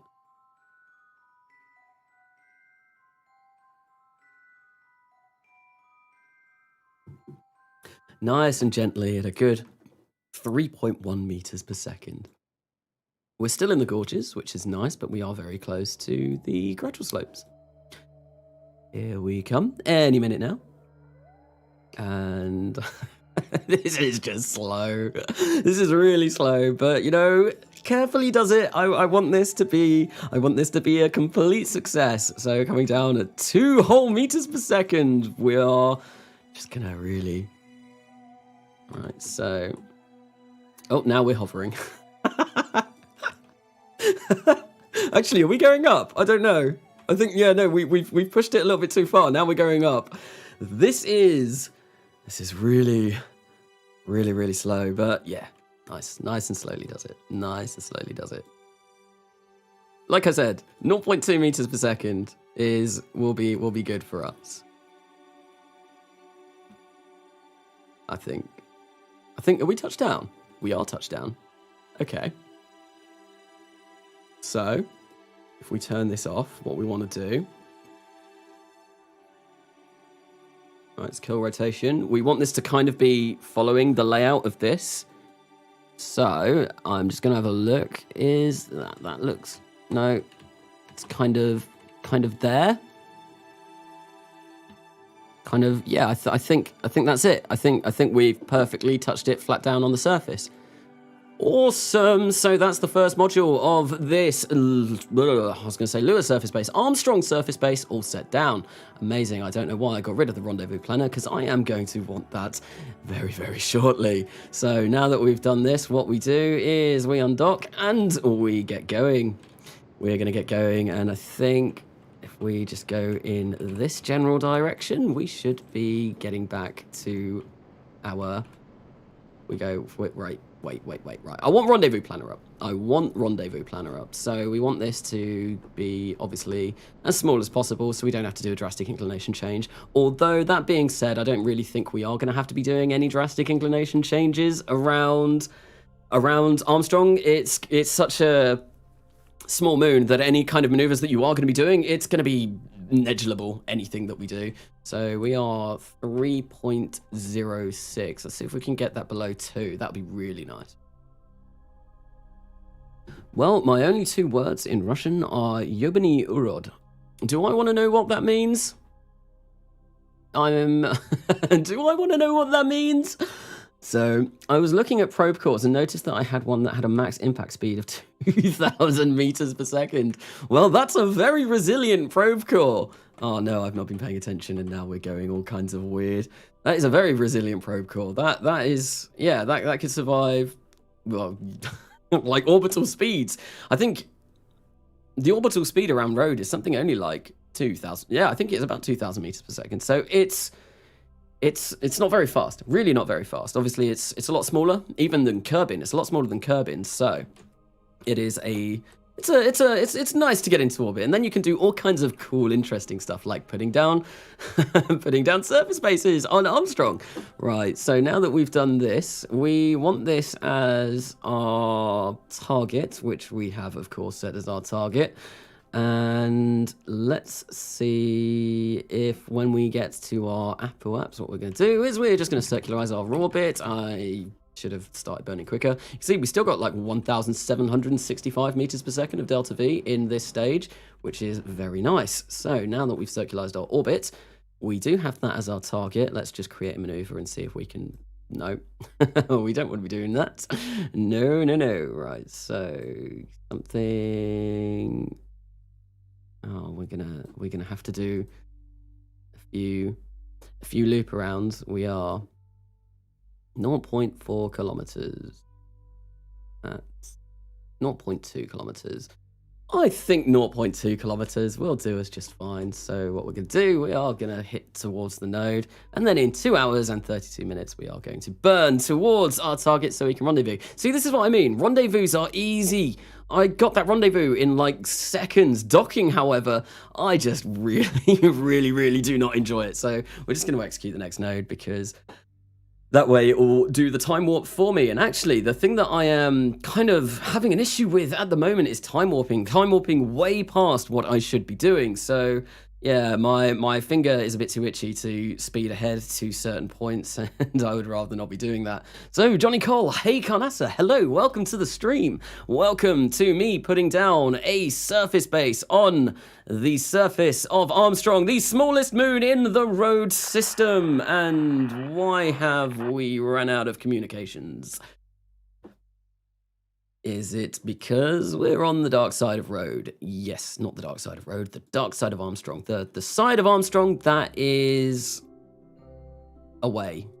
Away from all of our communications network in the middle of road. Anyway, so yeah, what I've said this on the episodes of Coming Home before, but what these streams are going to be as well. I'm not actually going to be including any of this in the episodes, just because it just means I get to stream on Mondays when I want without having to worry about having it built around a release. Obviously, I do want to get the releases out before I do these streams, just so that there's like kind of like not spoilers in the stream about what's gone on in the last episode.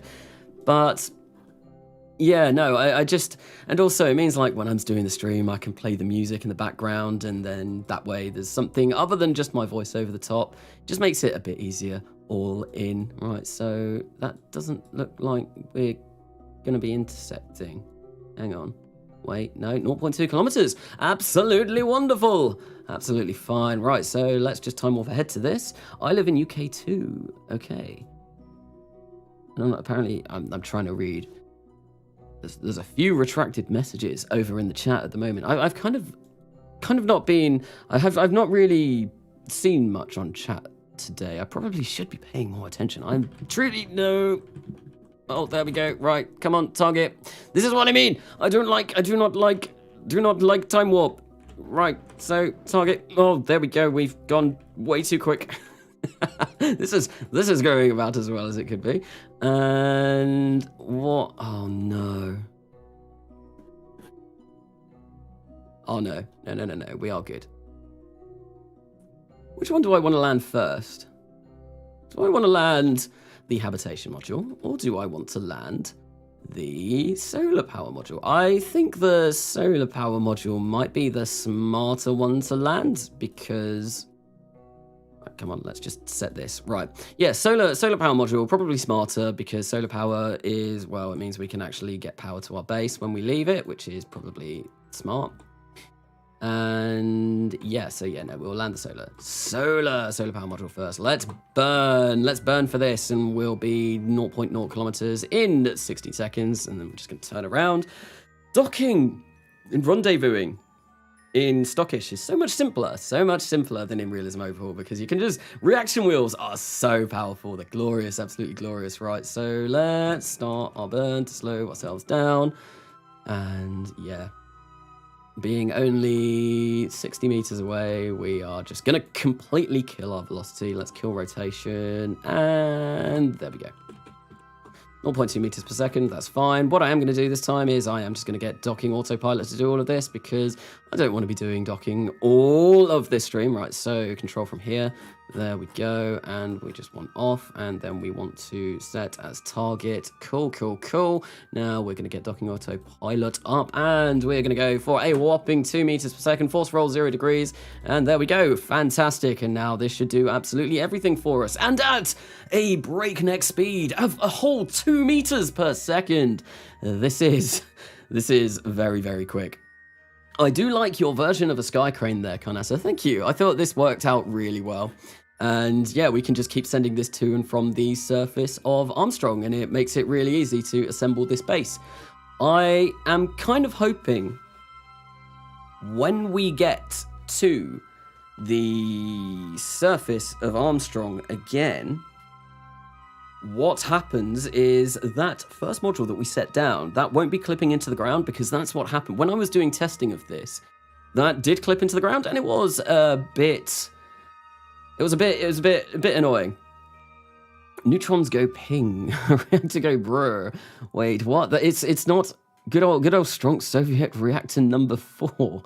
Is this a nuclear reactor that we have somehow managed to get up into orbit of Armstrong? And any minute now. See, this is why I love MechJeb. Why I like MechJeb to do all my docking for me, because look how easy that was. It was so easy, and we didn't have to worry about a thing. Right, so now that we've grabbed that, this is... I love that it counts as debris, because it doesn't have a probe core on it. Right, so we are going to add a maneuver here, and we are going to do this. Something like this. There we go. Yeah, that looks like we're pretty much in line. Probably going to have to do a bit of adjusting when we actually get over to there. But, oh, that's going to take 24 whole meters per second of delta V. Good thing we have 1,052 left. So we're, yeah, this sky crane has more than enough to assemble this base. Even with multiple launches and return to orbits. It's a cool design. I was quite pleased with how this design turned out. Right, so let's go for our node. And see, we're just using the reaction wheel at the moment. This is how powerful reaction wheels are in stock. They are so powerful. And do we want to be facing this way? I don't think we do. No. There we go. We want to be facing this way. I forgot that. Yeah, that's the one issue with this mission is we do have to keep changing our control point. Not that it's really anything too bad, but it just does mean that I do have to remember to change our control point.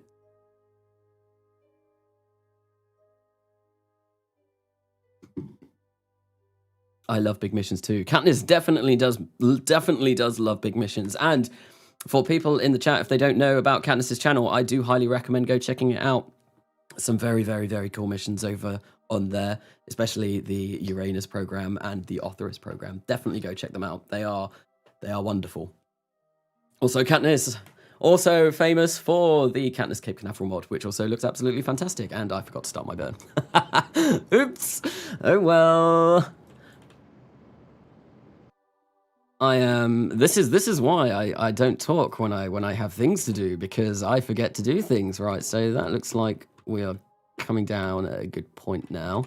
So yes, where are we? No, we want that debris. We want that debris, right? So let's go for orbit. We're gonna go surface velocity.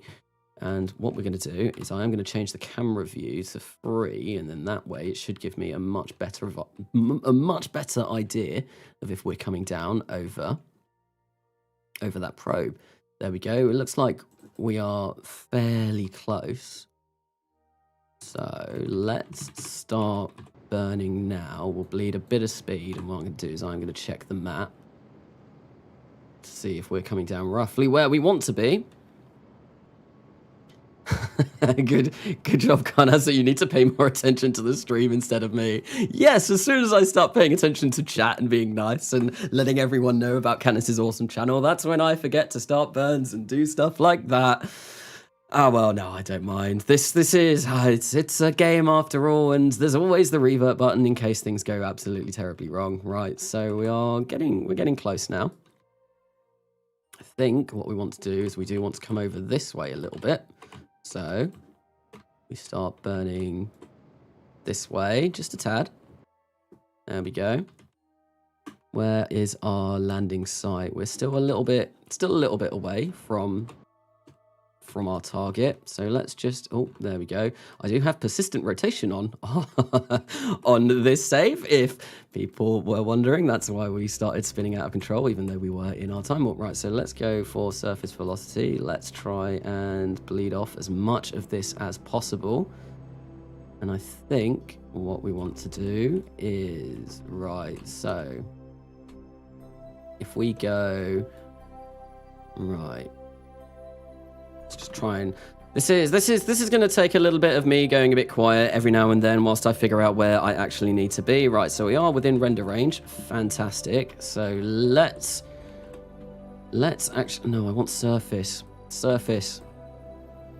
want to be coming this way. I've overshot it just a bit. If we come this way, there we go. And we also want to be going this way a little bit. It's kind of like this way. Right, now let's kill rotation, let's kill our throttle, and let's see where that sends us. we way overburnt that again. Right, so surface velocity. Let's just kill our surface velocity, and let's get closer. Let's just get a little bit closer. But yeah, I am very sorry. I'm not really going to be able to pay much attention to chat whilst I bring this down, because there is going to be a lot of finicky maneuvering whilst I get as close to this as possible.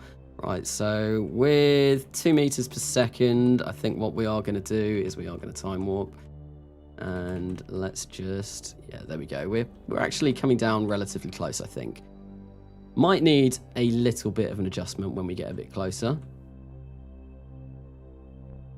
But this doesn't actually look all that bad. Right, let's start slowing down.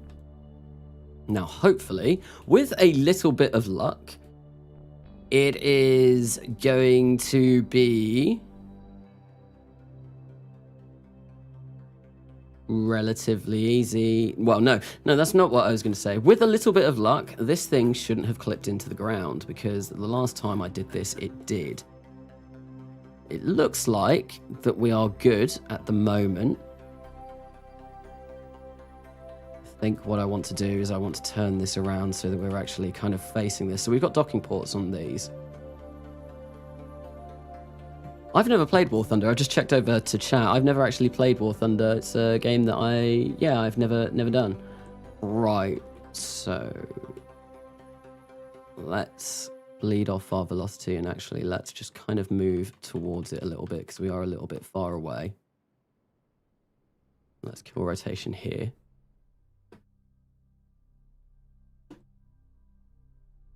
Right. What just...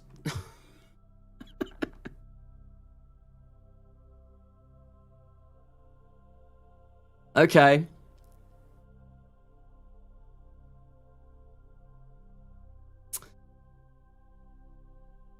Well. Oh, why has that done that?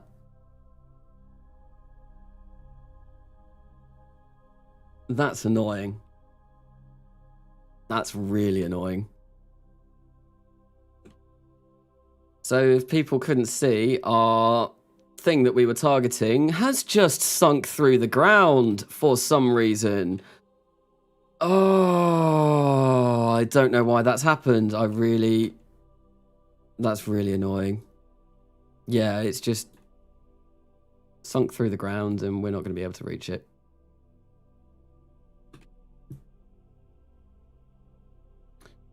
I don't know what's going on.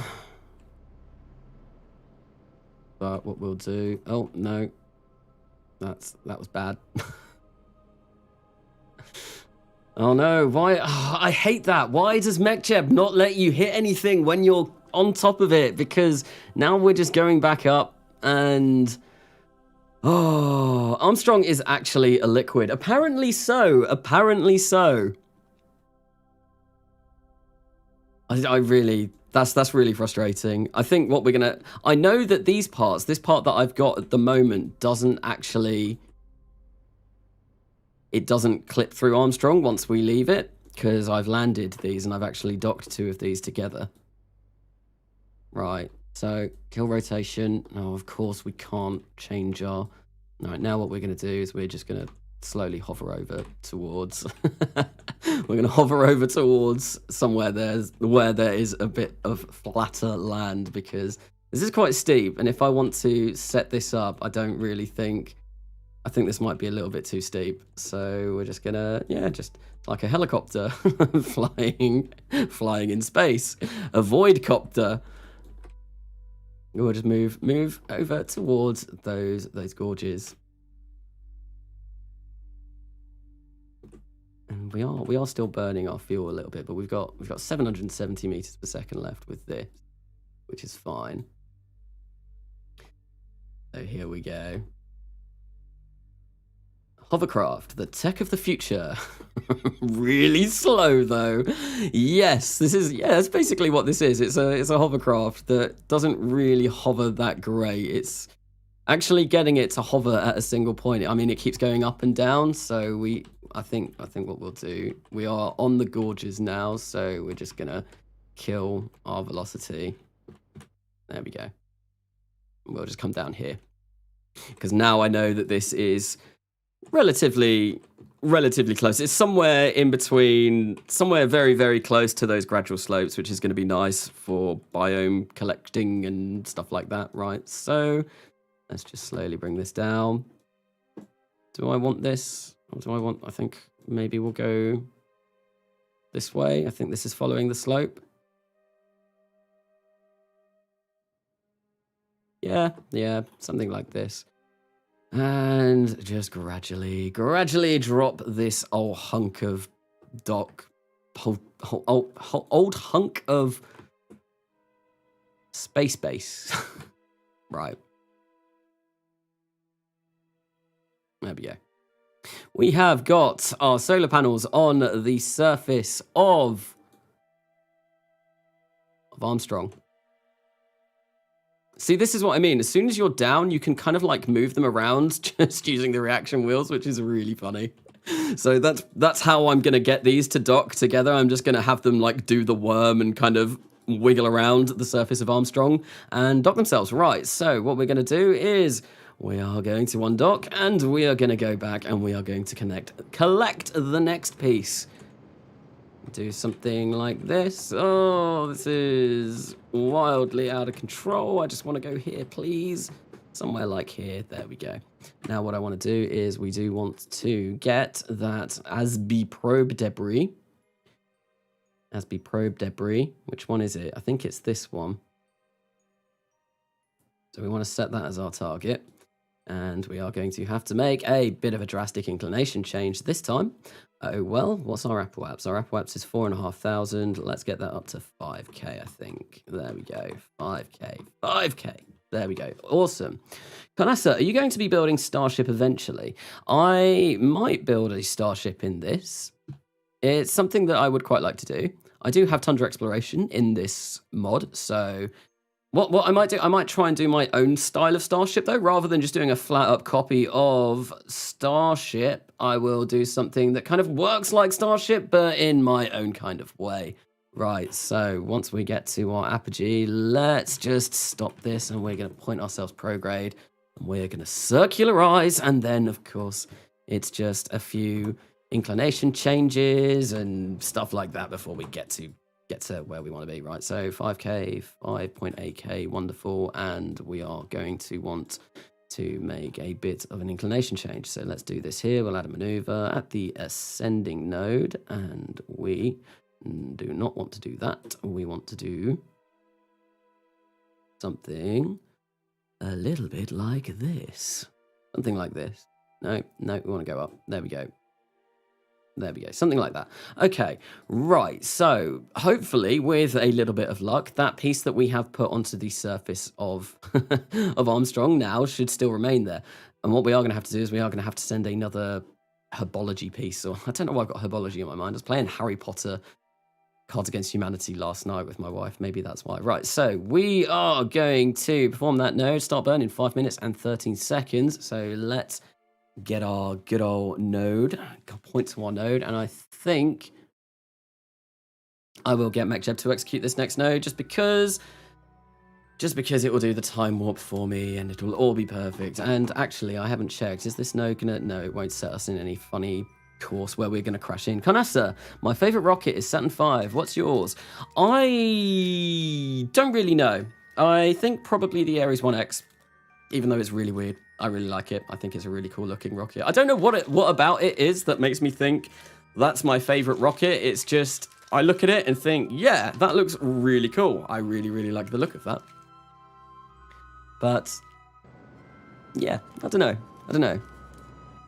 Ares 1X is really cool. I love it. Yes. No, there's something about it. It's a death trap and it's so unsafe. But there is just something about it that I really, really enjoy. Really, really enjoy. Right, so now that we've done that, let's get... Right, you can go away. Rendezvous planner. Our relative inclination is 0.23. No, 0.23 is going to do us just fine. Okay, so now that we've got that, what can we do to actually get ourselves an encounter? Well, first things first, I think what we're going to do is we are going to circularize our orbit. So that is at 10,000 meters. Let's get this to 10,000 meters as well. Something like that should do us fine. Let's go for the node and let's perform that node as well. Ares 1 looks awesome. It does. It really does. I just looked it up. It's awesome. It's so dangerous, though. So unsafe and so unproven. Well, it had one test flight, as far as I'm aware.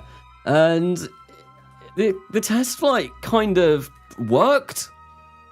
But the actual, well... I remember seeing the separation of the solid rocket booster and the second stage, and that looked a little bit concerning.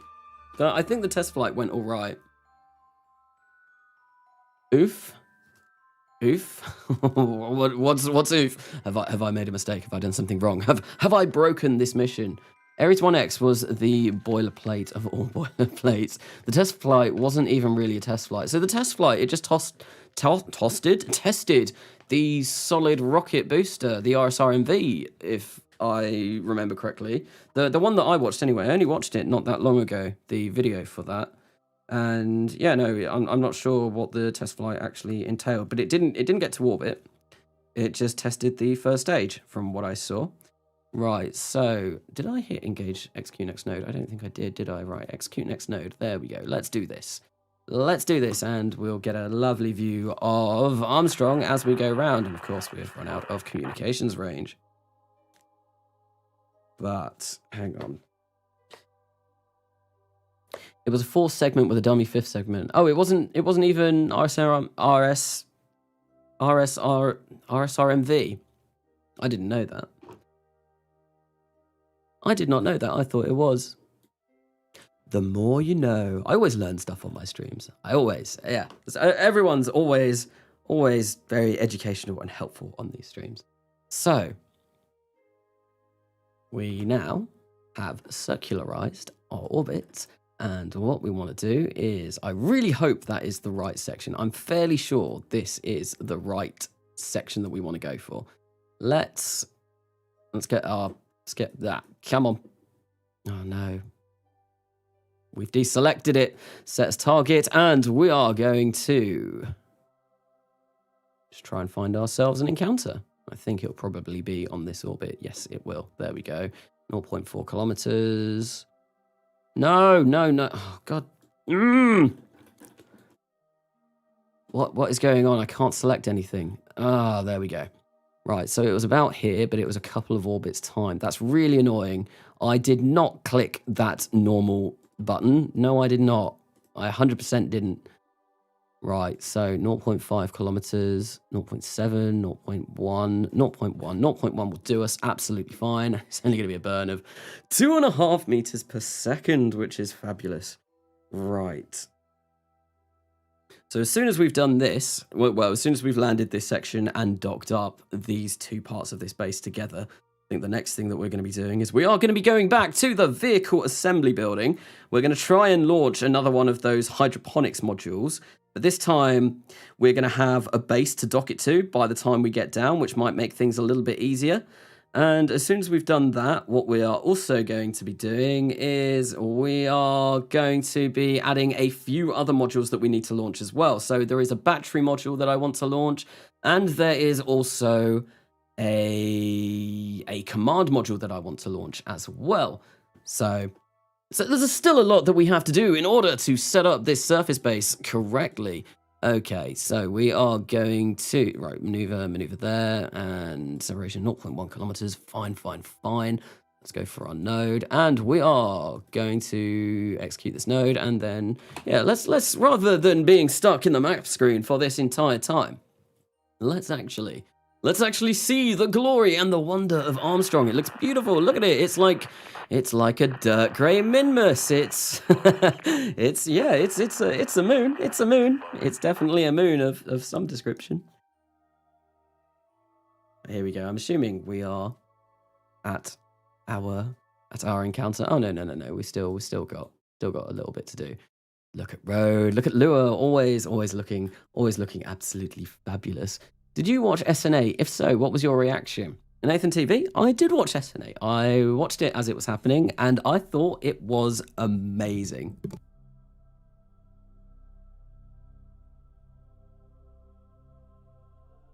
No, I really enjoyed watching SNA, and I was watching it with my wife, and I remember seeing it kind of hit the altitude, and then it obviously came back down, and when it did the belly flop, kind of the flip maneuver, and that actually worked, I was astounded. I was amazed that it managed to work, and the fact that they landed on the landing pad first time, trying something so completely ridiculous and new and never done before, and they almost completely nailed the entire thing.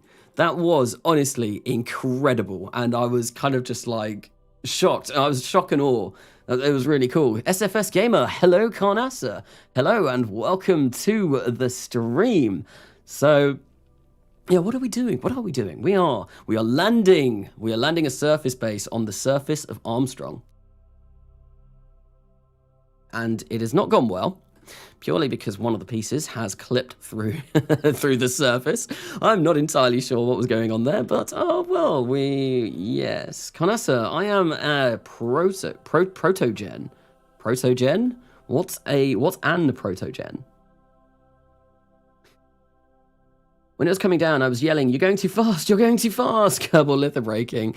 Yeah, obviously. Well, I think wasn't the issue that the pressure in the header tank was a little bit too low, which meant one of the Raptors didn't fire up properly, and it started to burn the engine, which is why when it was coming down, the flame was green rather than purple. Obviously, the copper alloys in the engine were kind of it was burning those. I mean, it looked very cool, but that was why it didn't come down. They didn't start their burn too late or anything like that. No, it just didn't work because of the pressure in the header tank.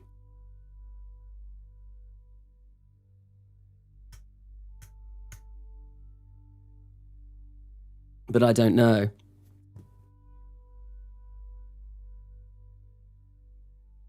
My chats aren't going through on stream. Are they not? I know some things with links don't come through, and did I just completely miss that? Where are we? Where's our target? There we go. It's nice and close. Awesome. So let's control from here. No!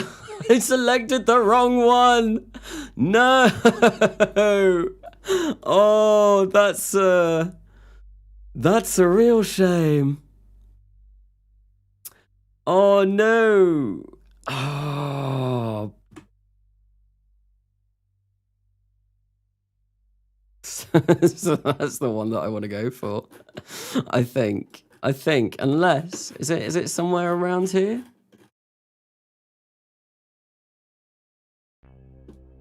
Oh no, that's.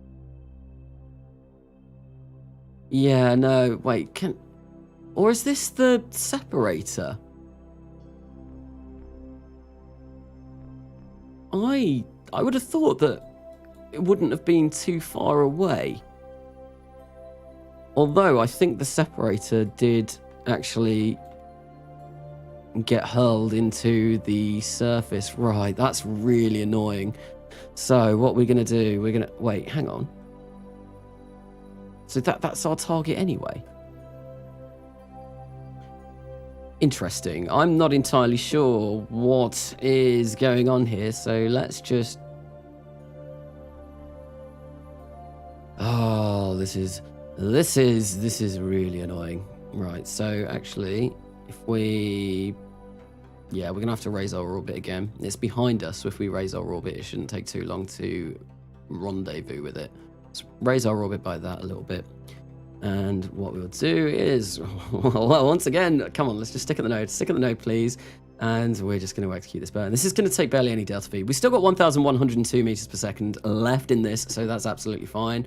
Oh, but that's just really annoying. The fact that I went for the wrong one.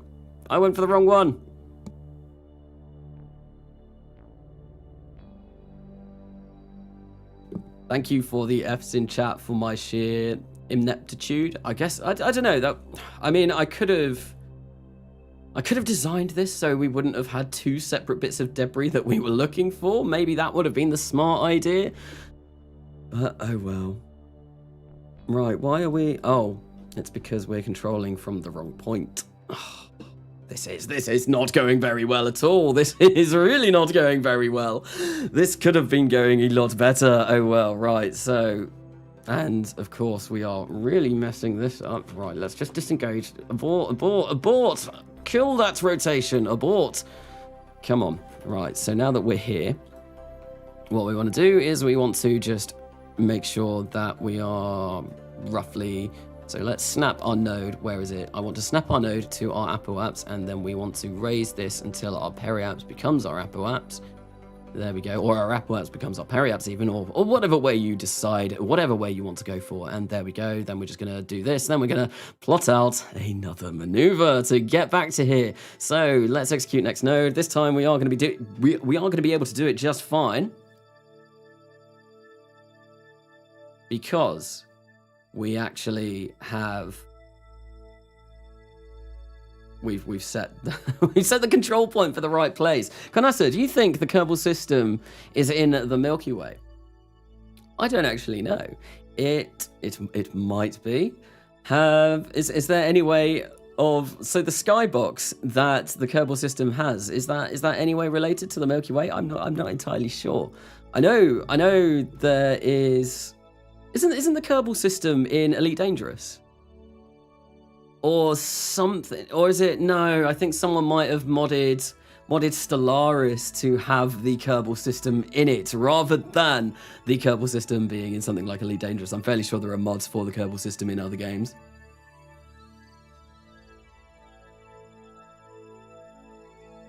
It is in the Milky Way.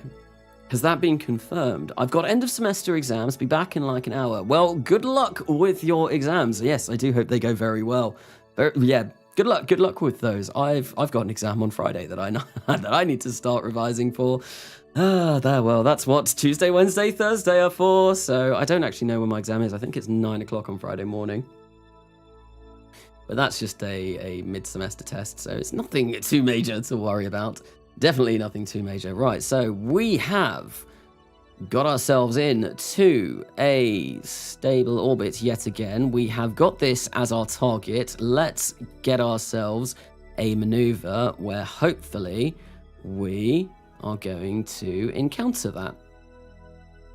So if we do something like this, and if we move this forward, there we go. There we go. And that separation is 0.1 kilometers. I am very happy with that. We are going to stick our nose at the node, and we are going to wait for an hour and 11 minutes. And then we're going to do that. Oh, can you imagine if I actually had to wait for an hour and 11 minutes? What would I do for the next hour and 11 minutes? I mean, I do have... So I've taken to reading A Brief History of Time by Stephen Hawking whenever I load up the game, and it's just something to kill the time. And yeah, no, for the next hour and 11 minutes, what I'm going to be doing whilst we wait for this, maneuver, well, I'm just going to be reading to you, because that would, well, I don't know what I would really do if we had to wait in real time. I don't know. Right, so let's execute the next node. Time warp, take us away. Kanasa, I've got to go to bed. Bye. Well, thank you, RetroMusic87, for sticking by for some of this stream. And yes, no, have a good evening, and I'm sure I will catch you at the next one.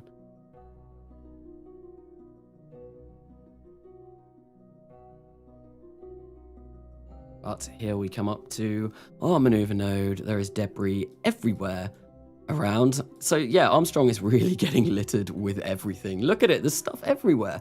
Is that what we want to be going for? I think it might be. How much Delta V have we got left? We've still got a K Delta V, so we're fine, But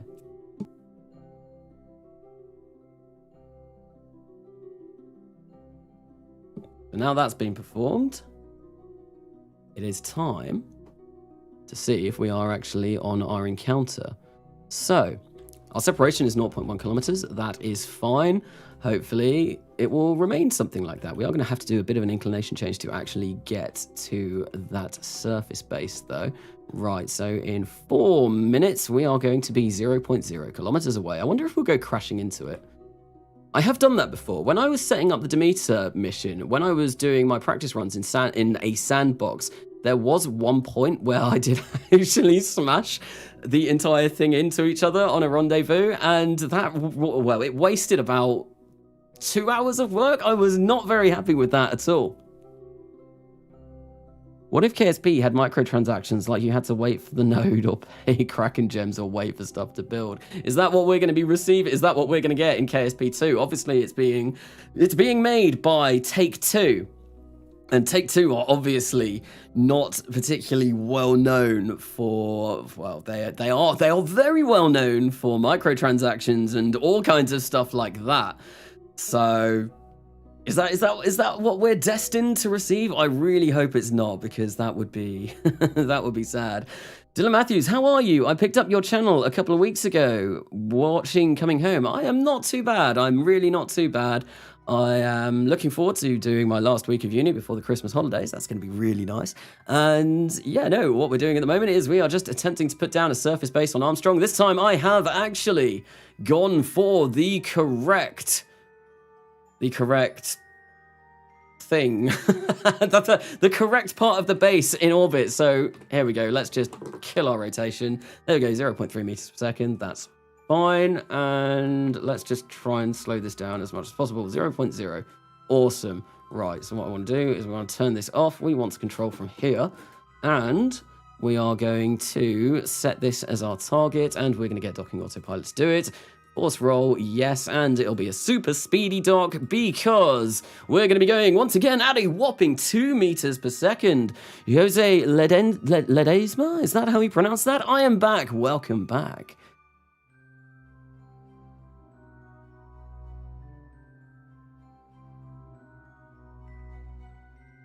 Mod and remove it from the game. Oh, was that in relation to the microtransactions? So do you reckon KSP2? So chat, do you reckon KSP2 will be as moddable as KSP1? Because it is obviously being run by Take-Two, and I don't know, I've just heard some horror stories that maybe it won't be as moddable and as easily moddable as KSP1 has been, which I think would be a real shame, and I think that would probably kill the game if that were to happen. As a Dutchie, I'm curious, can you pronounce the Dutch G? So what's the Dutch G? I don't think I've heard of that.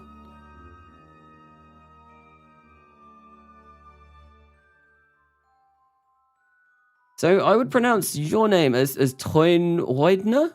Something, maybe something like that. I'm not sure. I've not had much experience with Dutch, if I'm going to be particularly honest. I think I've only ever met a couple of Dutch people in my life. And yes, I really don't have much experience with Dutch. So what we're going to do, we are going to perform a whopping great big plane change over here. Something like that. There we go. That'll do us. And what I want to do is I want to make sure that we are controlling from the right point this time. So we want to control from here. And we are going to execute our next node. And then what we will do, as soon as we have done this, it will be time to go back to the vehicle assembly building and scratch my head for a bit and see if I can figure out why this part of this base, this habitat, not even the habitation module, the agroponics module, why that is disappearing off into the surface of Armstrong. It is one of life's greatest mysteries. As someone did say earlier on in the stream, maybe Armstrong is in fact made up of liquid, made up of oceans. It is a wet world covered, well, the grey, it looks a little bit like the North Sea. It's grey and mucky and dirty, which is very much what the North Sea looks like. It's the sea that is closest to me. And it's not very pleasant looking. Will they add more planets to KSP2? I'm fairly certain, like 99% certain that they are adding more planets. And they are adding interstellar as well. They are going to be adding more star systems because they are adding a whole load of futuristic stuff. So they need to add those kind of things to make the end game kind of a little bit more interesting. So that it's not just you've got like Orion drives and Daedalus engines and stuff like that and nowhere to go with them. I'm fairly sure that is something that they have done. And I think in the trailer we even got to see some of that kind of stuff. And yeah, no, I'm very much looking forward to seeing more news of that when it comes out, right? So let's just burn retrograde a bit here because we do seem to be getting away from ourselves just a little bit. We are going up in our orbit, so let's yeah, that should be fine. Now we should start coming down. And there is our target. You can see part of our base is currently underground. I don't really know how or why that happened, but oh well. So what we're going to do is we are just going to burn, baby, burn until we are getting a bit closer. So are we coming down? We are coming down. So we are coming down actually relatively close to this, which is nice. Let's go for surface velocity. Let's burn off a little bit more. I think what we want to do is we want to come over this way a little bit. So let's just burn like this for a little bit. There we go. And that should move us a bit closer over in this direction. And we are going to start coming down. And now I think we're a little bit too high now. So let's just burn a little bit more until we get to about 5 meters per second. And there we go. And we should be coming down relatively close. Yes, we are. We are very close. Very close. This is almost a perfect targeted landing. Cool, so let's bring this around. And once again, I'm probably going to start getting a little bit quieter here whilst I just finally wiggle this around, trying to get it as close as possible as we can. Right. Okay, so we can actually... How far away are we? That's not too bad. So, that's really not too bad. If we do something like this.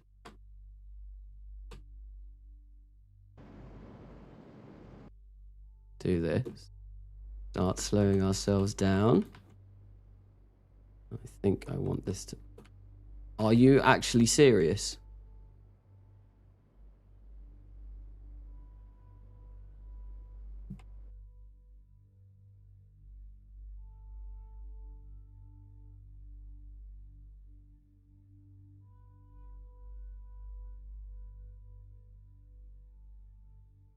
That's not even funny.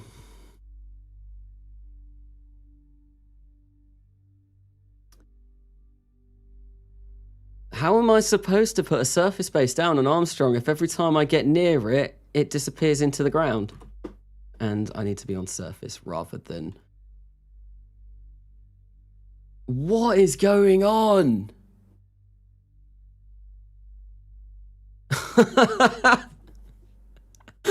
What is going on? This... Why? Why is this happening? Oh... I'm building an underground colony. Well, so it would appear. We're just putting more and more parts underground. Oh, this is a shame. This is a real shame. There we go. Well, whoa. Oh, it's because I had kill rotation on, surface velocity negative on. Well, that is now 311 meters under the ground.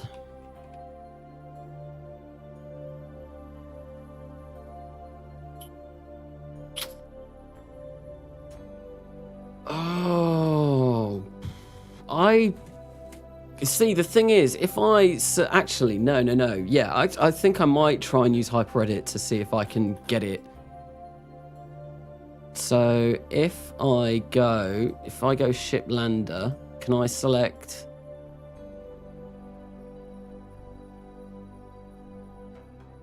So...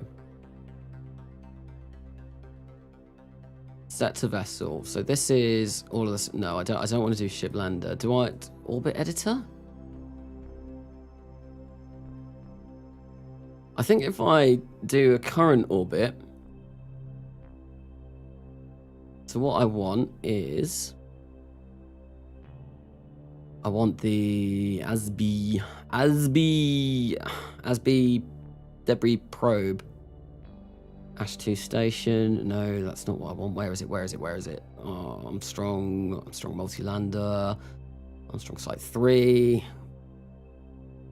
ASB probe debris. What I'm going to do is I am actually going to do a quick save because I don't want to break this. Just in case. Maybe this land-based mod isn't too compatible with Beyond Home. That might be a reason. But it has worked. Part of it has worked. And so... Oh, that's the wrong one. If I go down, will it be near this? I don't know. So, should we go ASB debris, altitude? So, reference body, set to current orbit. Set to current orbit. Apply. Oh, no, we just blew it up. Well, we got some fireworks. There we go. Our fantastic base has just been blown into smithereens. I'm wondering if it's because this is classed as debris. And maybe what the smart idea would be to do is to put down something that isn't debris first, and then maybe we can tether it to the ground. Because I think this mod lets you tether things. No, it doesn't. No, that's just USI. Right, so obviously this has been a complete failure. What we're going to do, we are just going to turn this off. And actually, I'm just going to leave this here. And we're still going to land at this site, but what we're going to do is we're going to bring some more stuff over. So we're going to go to the Space Center now, and we are going to go back to the VAB, and we're going to try and build our next lot of stuff that we're going to put down. But this time we are going to have probes on it. So with that being done, hopefully we should be able, well, hopefully it shouldn't go clipping through the surface of the ground, because I have a feeling that might be why. Change it to a base. I should have done that. I should have done that. I'll know what I'm looking for, though. Once it's more established, I will definitely change it to a base. Aha, yes! Nice kaboom, definitely.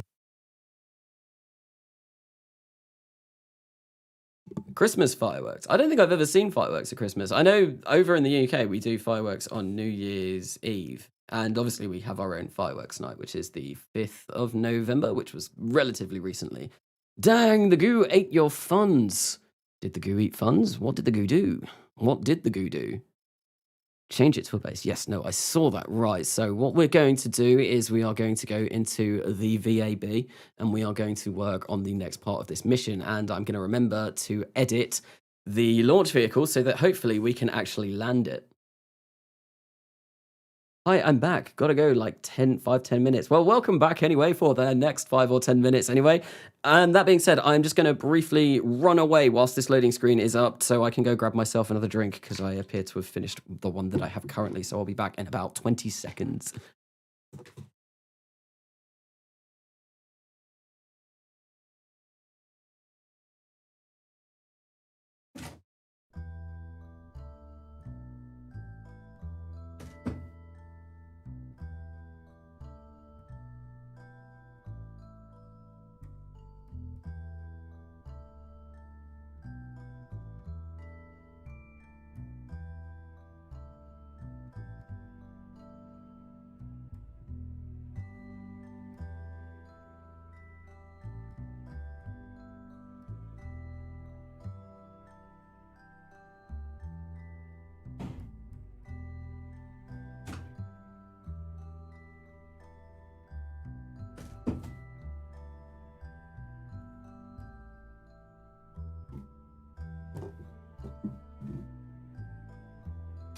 Hello, and I am back, this time with a ginormous bottle of Coke so I don't get thirsty whilst I'm doing the stream. Okay, so we are back in the vehicle assembly building. So what do we want to do? Well, we need to put together an actual command module for our base. So what I'm going to do is I'm going to use the same pieces that I was using, and I'm going to go with the same kind of idea. Where am I? So K&K Planetary Command Module. So I want one of these. And then what I want is I want to grab some of these structural pieces. So let's grab something like that, and there we go. We've got a command module. Actually, I might even do this.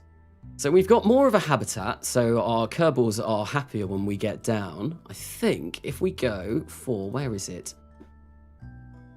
It's not under engines. Payload? No. I want to find the habitation module. The habitation module, where is it? Utility, probably.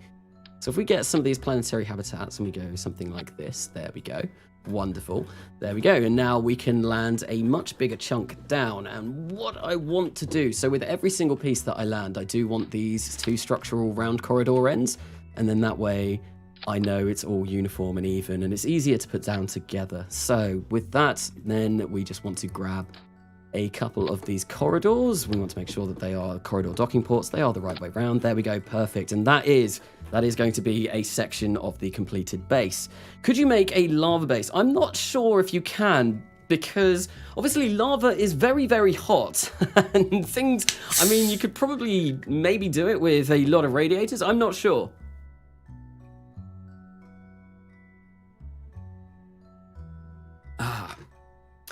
Anyway, so this is going to be one section of the next base. Well, the next part that we're going to put down. I'm going to see if we can use the same kind of rocket. So we don't need another solar power module. What we do need is, right, actually, no, what I do need, what I do need before I get ahead of myself, we are going to get ourselves a docking port. So a Clampotron docking port. We'll place one of those on the top. We'll make it white so it blends in nicely with this and looks all rather pretty. And then we'll get our little orbiter, our little sky crane will attach onto here and it will do all of the important stuff. So with that being done, we do need a solar.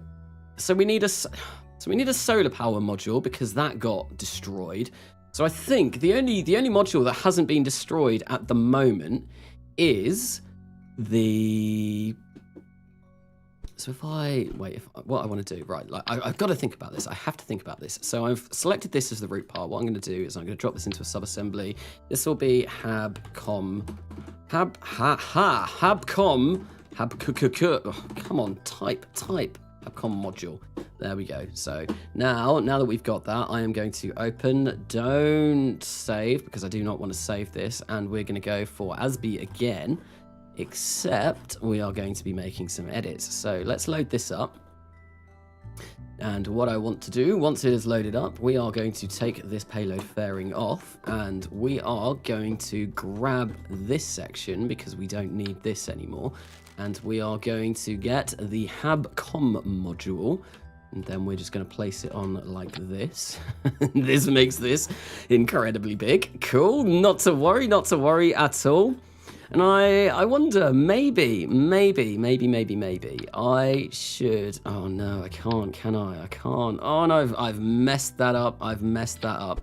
Right, so let's try and get this even. There we go, that looks fairly even. I was thinking maybe we could put a command pod on there somewhere, but I don't think we're going to be able to. Right, so we need another one of these because this got destroyed. Well, it got sent into the surface. We need another one of these. This is going to be a new module, which will have a command module, which means that we should always be able to have command over our surface base. And what else I want to do is we do have one of these. And what I'm going to do is I'm going to place these on here, and then that way, come on, let's get you. That's the wrong way.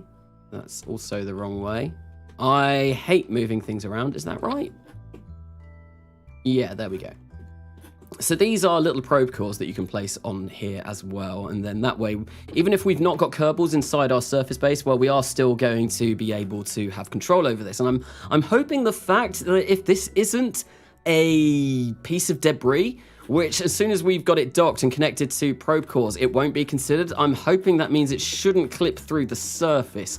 Ideally. Now, this all did work. This all worked fine, except we obviously left this stage in orbit, which was a bit of a shame.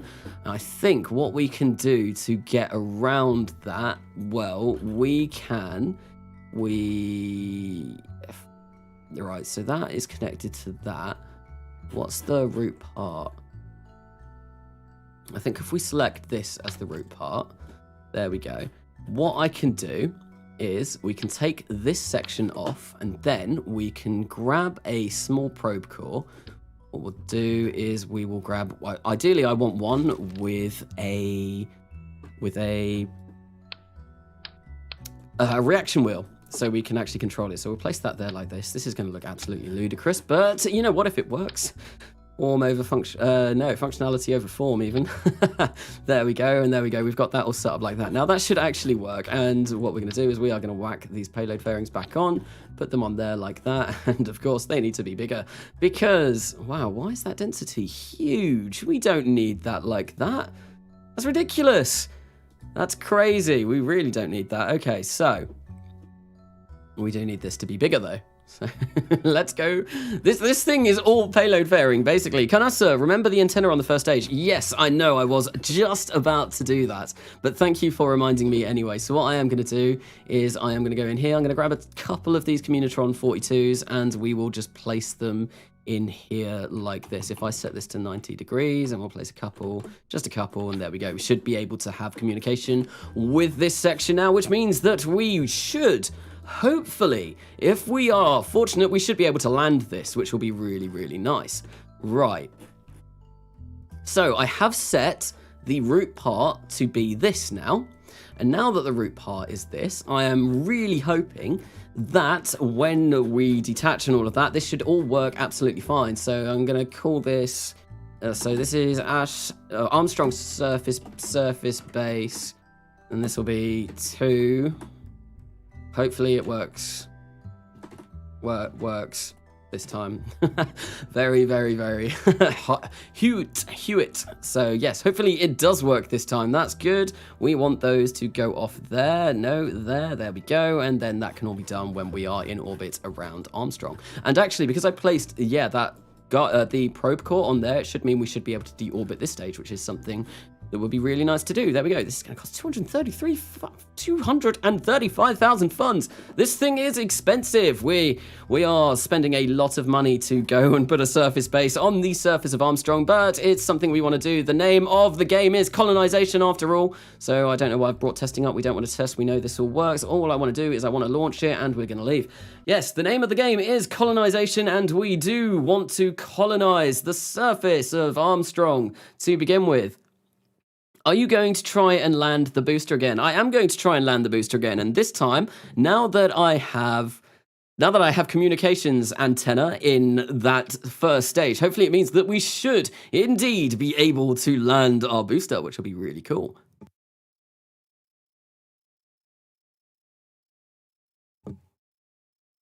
But here we are at the Space Center yet again. Let's just warp until this is complete. And of course, our little probe core section that is going to be on the surface of Armstrong at the moment will not be having any power because actually no, it will gain power. The probe core that we have on there does have solar panels, so it will be gaining some kind of power, which would be really nice. Right, so let's just wait until this is done, and then we are going to roll this out, and then we're going to launch it, and hopefully this will be a complete success. So Xbox Series X or PS5. I mean, I'm probably not going to get either because I play everything on a PC. But if I were to choose, it'd probably be an Xbox because I've always been an Xbox gamer. I've not had a PlayStation since the PlayStation 2. I've had a 360, Xbox One, and yeah, I don't like the PlayStation controllers anymore. So it would be really weird picking one of those up. I'm Xbox all the way, also because I really loved the Halo games. Halo was amazing. I loved that series of games. It's such a cool series, and I loved the story, and Reach was the best. I loved Reach. Halo Reach was such an awesome game. Right, so let's get rid of everyone, and let's launch this thing. So we had Sono, Bobby, and Joe Kerman on there. Those are actually the only 3 Kerbonauts that I still have remaining in this series, because I seem to have been killing an awful lot of them. I don't know how, or, well, no, I do know how. It's just been through lack of testing and poor judgment on my behalf. We know it all works. Famous last words. That is definitely famous last words. Things always seem to go badly. Well, I mean, it's Kerbal. It's not going to be Kerbal Space Program. If something doesn't go wrong, something always tends to go wrong. I have both Xbox PS, PC, PS4, and an Oculus VR headset. I do want a VR headset. I don't actually have one. But I've got an Xbox One at the moment, but I never play it. Ever play it. My wife does occasionally, but yeah, the only thing we use it for is watching Netflix and Amazon and stuff like that. Oh, that's not a good sound. It's scrapey metal time again, which means, are we going to be getting dancing fairings? We very well maybe. If people were here at the start of this stream, well, the fairings did kind of go a bit mental, but no, it looks like we are good. But you can see that this thing is like all fairing. This rocket is just fairing. Okay, so with that being done, let's set Armstrong as our target. Oh, hello, what happened there? We changed our focus. Right, we set Armstrong as our target. We're going to get Ascent guidance up again, and we're going to launch this thing. I could do this on my own, but I really can't be bothered. So, here we go. Launch into the plane of the target in 5 hours and 22 minutes. We are going to be on our way to Armstrong. I wonder if it's going to be a nighttime launch again. I really kind of hope it's not, because I want to be able to see what I'm doing, especially when we're going to be trying to land the booster. But we've got, yeah, I have a really strong feeling that this is going to be a night launch, which is a bit of a shame. It doesn't matter if it's dangerous for the Kerbals if the astronaut corps is the only job on the planet. I mean, I guess, do Kerbals do any other job other than designing rockets and flying them and doing scientific experiments whilst they are on space missions? Do Kerbals have accountants? Do Kerbals have doctors? Do Kerbals have I don't know, have musicians and all that kind of stuff? I know they have doctors, well, especially if you're playing with USI, because there is actually a med bay involved with USI. So they do have medical staff. That is a job that Kerbals definitely do. But yeah, no, they have I'm assuming they have some kind of financial administration, considering there is the administration building. Well, someone has to mine the metals. Yes, of course. How else are they going to be able to get their equipment to build their ludicrous spacecraft?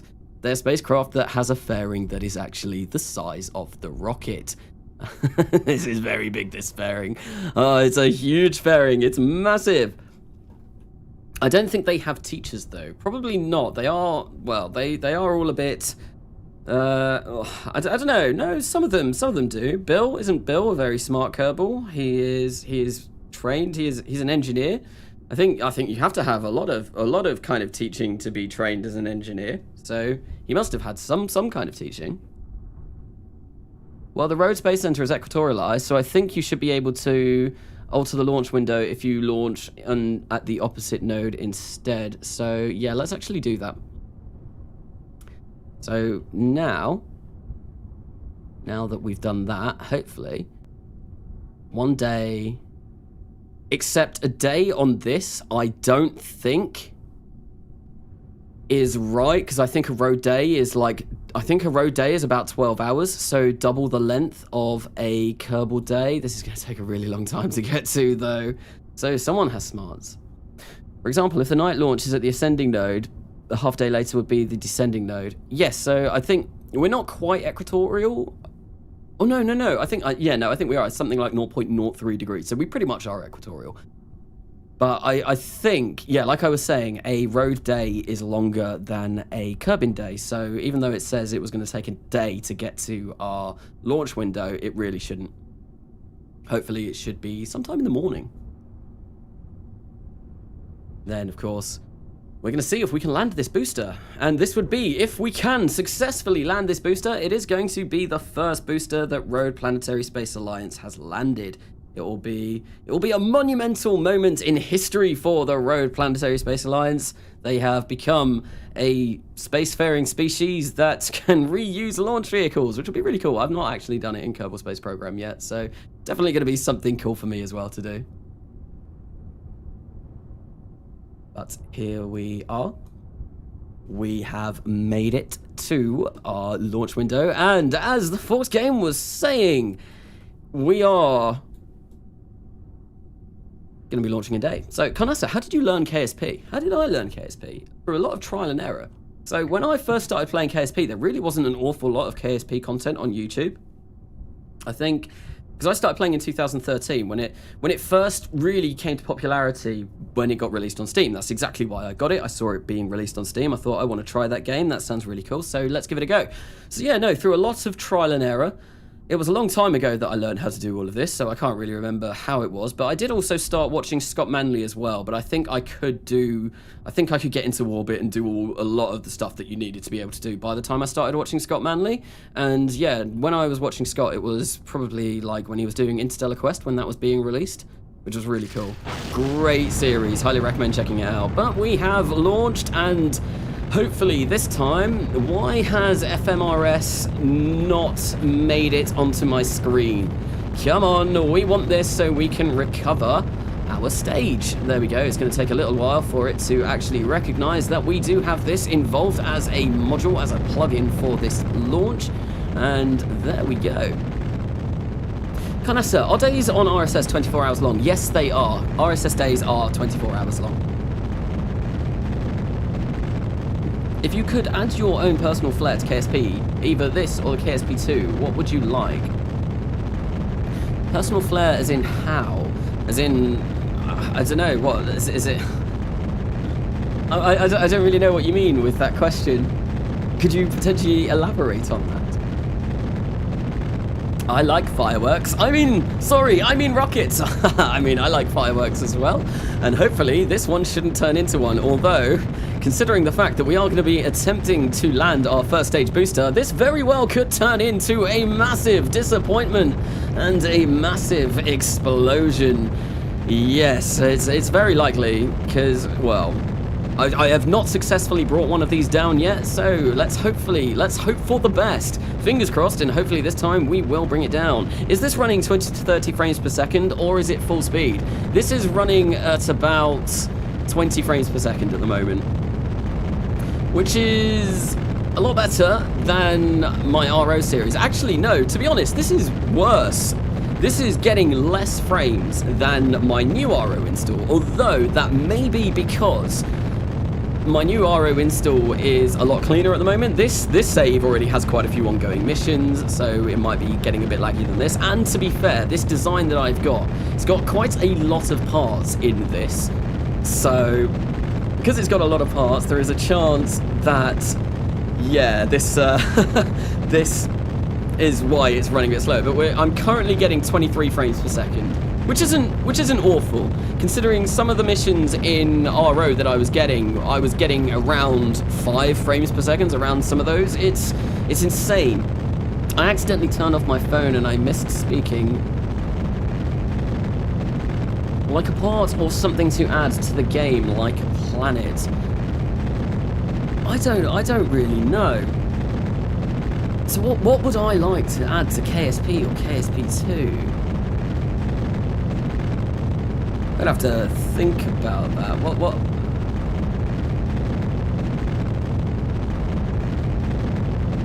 Yeah, I'll have to think about that. What I'll do is I'll think about that a little bit over the course of the stream, and I'll see if I can actually figure out something that I would quite like to do. The recording software doesn't help either, no.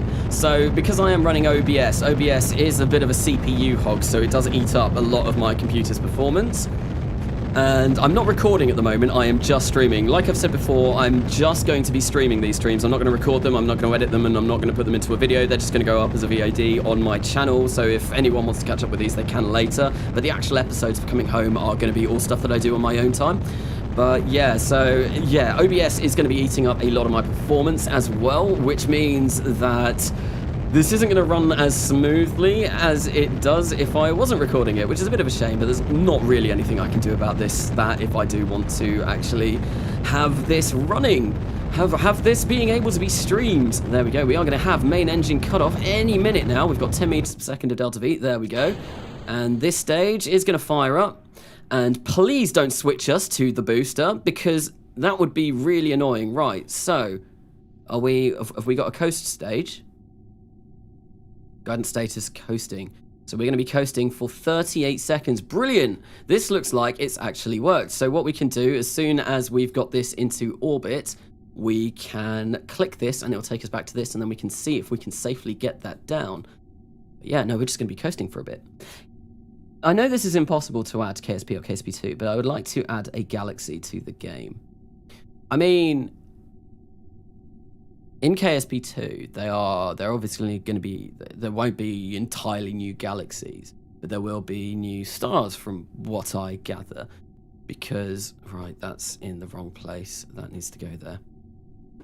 No, there's going to be new stars. Like I was already talking about this earlier on in the stream, but KSP2, they are going to, yeah, add new star systems, because they've got all of the interstellar kind of stuff that they're going to be adding in, like Orion engines and Daedalus engines and all kinds of that, which we saw on the KSP2 trailer. So, and I'm fairly sure some of the dev diaries have spoken about actually including different star systems in. And obviously, you're going to be able to colonize in KSP2, which will be really cool. They're basically taking a lot of the best mods from KSP1 and including them in KSP2, such as KSP Interstellar Extended, UKS, MSI colonization. They're incorporating all of that into KSP2, which I think it'll be really exciting to see what the game looks like when it comes out. And I am very much excited to play it. I really, really cannot wait to get my hands on it. And I just really hope it's good. I really hope it's good. Obviously, it's been marred by a bit with the takeover by Take-Two and the whole Star Theory fiasco, them basically being body slammed by Take-Two, and then Take-Two stealing all of Star Theory stuff and all of that kind of hostile corporation takeover nonsense. But I don't know, I do hope it's a good game. When I first saw the trailer, I was kind of like thrilled. I remember watching that trailer about 10 times on repeat. I was just so excited for that to come out. And obviously it was originally going to be coming out in April 2020. That got delayed to sometime at the end of 2020, and now it's 2022 from what I know. So I hope that, yeah, I don't know, I really hope that it does come out relatively soon and that it is good. I mean, if they're spending this time to make it as good as possible, then that's fair enough. That's better, but I don't know. We'll have to see. I did not want those solar panels to deploy. I mean, they can. Actually, yeah, there's no reason why they can't deploy. Fair enough, we'll have them deployed. But yeah, there we go. That's what the solar panels look like fully deployed. This is going to be our section on the surface of Armstrong that is going to provide us solar power. Unfortunately, well, we did land one of these on Armstrong already, but it didn't work. It went through the surface of Armstrong. Armstrong turned into jelly, and we lost a lot of our mission, which is really unfortunate. I'm not entirely sure why that happened. Canassa 2022 to 2023. It's been delayed that long. Oh man, more delayed than Cyberpunk. I've not actually played Cyberpunk yet. I really want to get my hands on it. I've not got it. I'm probably going to buy it after Christmas or something. But I don't know. I really want to play it because I really like the look of it. I've never played a CG Projekt Red game before, though. I've played a bit of The Witcher 2 and The Witcher 3, but not much. But it does look very cool. I don't know if I'll be doing any series or anything on it, because I think there's probably more than enough series on Cyberpunk on YouTube at the moment. But yeah, no, I just want to play it for my own enjoyment. Another series that I might be doing soon as well. I can't remember who, but someone suggested me to try out Surviving Mars. So I did. I bought it whilst it was on sale, on the Steam sale, and I did a quick run through, so I kind of know what I'm doing on it now. And I had a really good time playing it, and I kind of want to, yeah, maybe do a series on a save on that, maybe to try and get some achievements or something, because some of them look like they would be quite challenging to do, and it might be quite fun. Canassa, when solar panels deploy? Oh no. So anyway, yeah, I mean, it's not an issue that these have deployed. We're only going to Armstrong anyway, so Armstrong doesn't have a atmosphere, so we've not got any kind of atmosphere to be worrying about. The only thing that we do need to worry about is when we are doing our kind of like docking maneuvers to get all of these parts in place, that we don't smash these off, because that would be a terrible shame. Each one of these is about 3,000 funds. They are rather expensive, and we do not want to break them if we can help it. I think what I am going to do again is we are going to grab this piece first, and then we will try and land this. Then we've got the probe core from the other sky crane on the base already, so because we've got that, hopefully it means we should be fine with a probe core. So yeah, what we'll do is we'll land this stage again, we'll land this section, then I think we'll land the solar power module, then I think we'll land the actual habitation module. Then after that, I do have some of the battery modules that I do need to land, and I don't know when we'll get around to doing that. We might be able to do that in this live stream, but I do need to build it up and design a vehicle that is going to send those over. And we'll see if we get around to doing that. But I do also want to get a crew down to this base, but we do need that battery module first.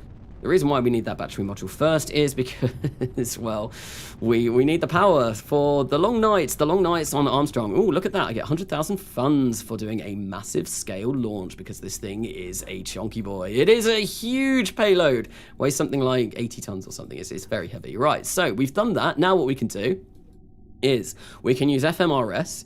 I believe I'm correct in saying I can just click this, and what will happen is we will jump back to that stage, and now what we're going to do is we're going to try and land it.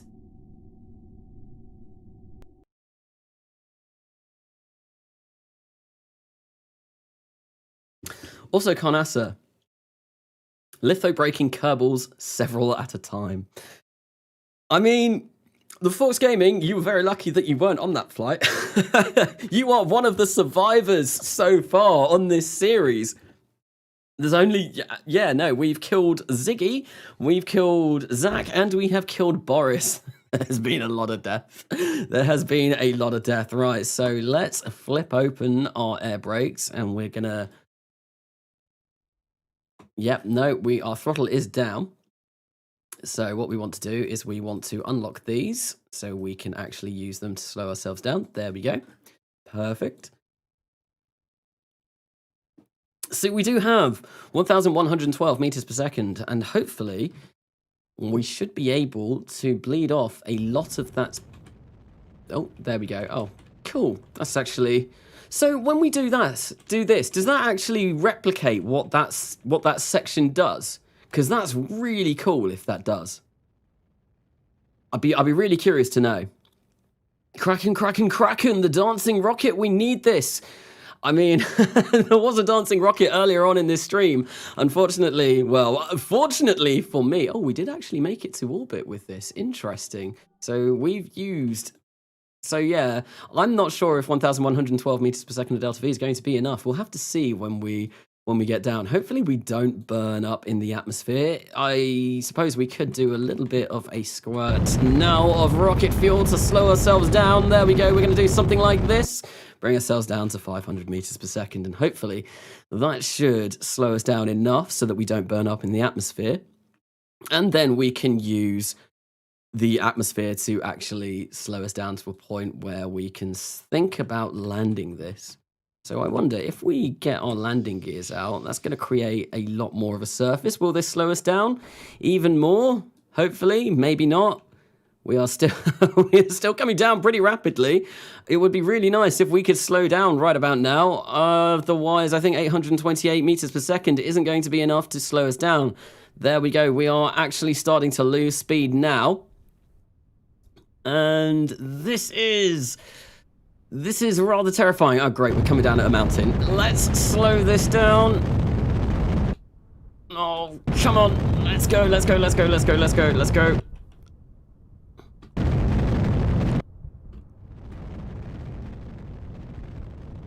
And...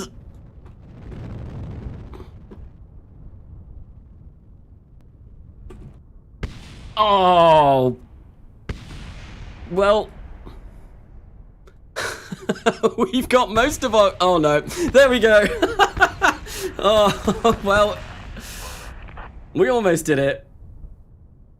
If we didn't land on a mountain, that probably would have worked.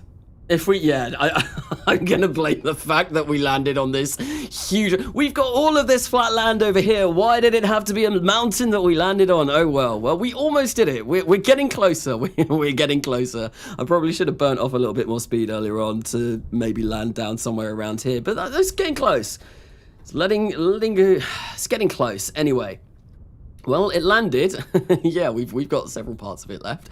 So now that we've done that, I believe all we need to do is jump back to the main mission. Oh, hello. We don't want catastrophic failure.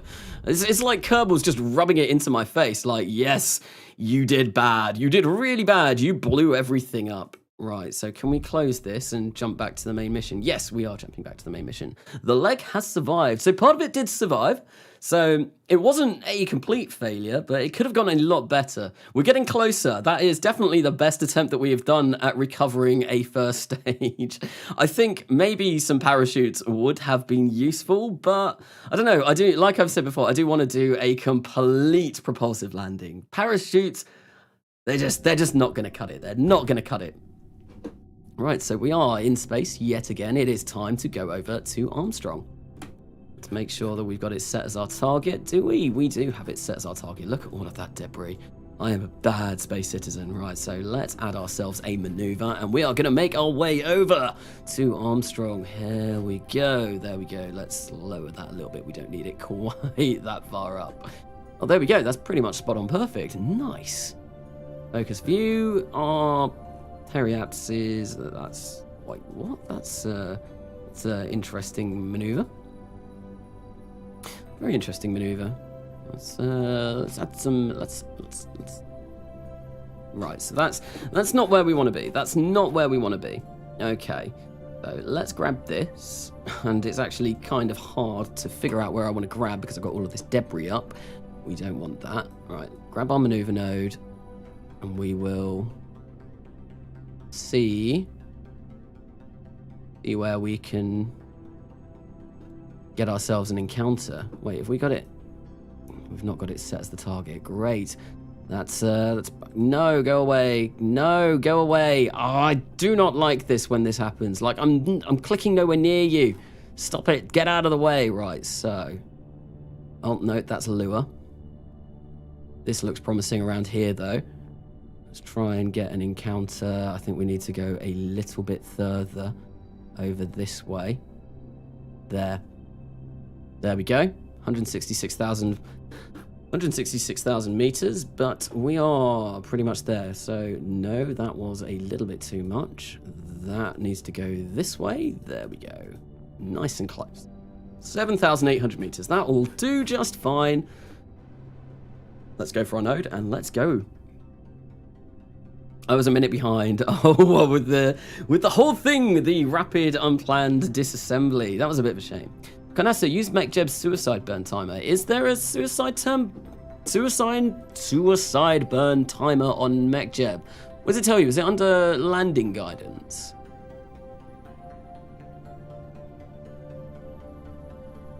I don't know, but if you can tell me where that is, that would be great, because then I might actually be able to nail one of these booster landings, which would be really nice.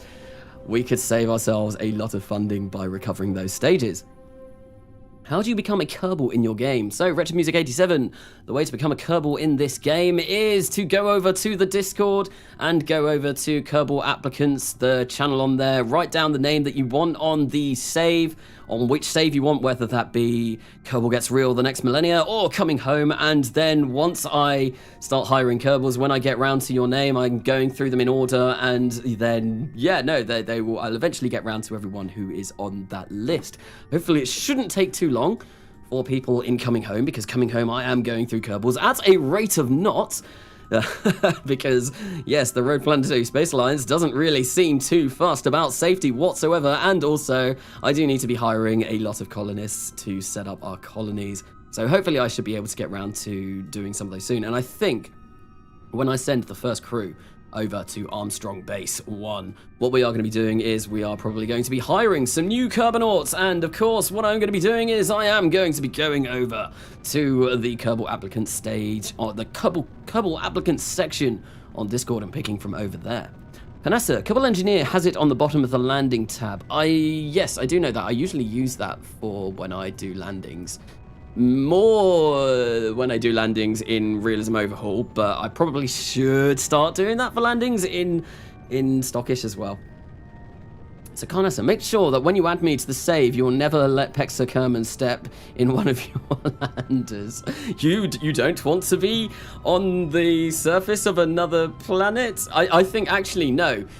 You're more likely to... You're going to have a better time if you're in a lander than if you're in a space shuttle. Landers I can usually do all right. Space shuttles are what killed 2 people in one mission. Landers are usually okay, right? So I think that's fine. Let's kill our rotation just using our reaction wheel, because I don't want the RCS. No, I said just the reaction wheel, because I don't want the RCS to change our orbit too much. What are we on? We're on 15,000. That's a little bit too high, but we can actually bring that down with our engine.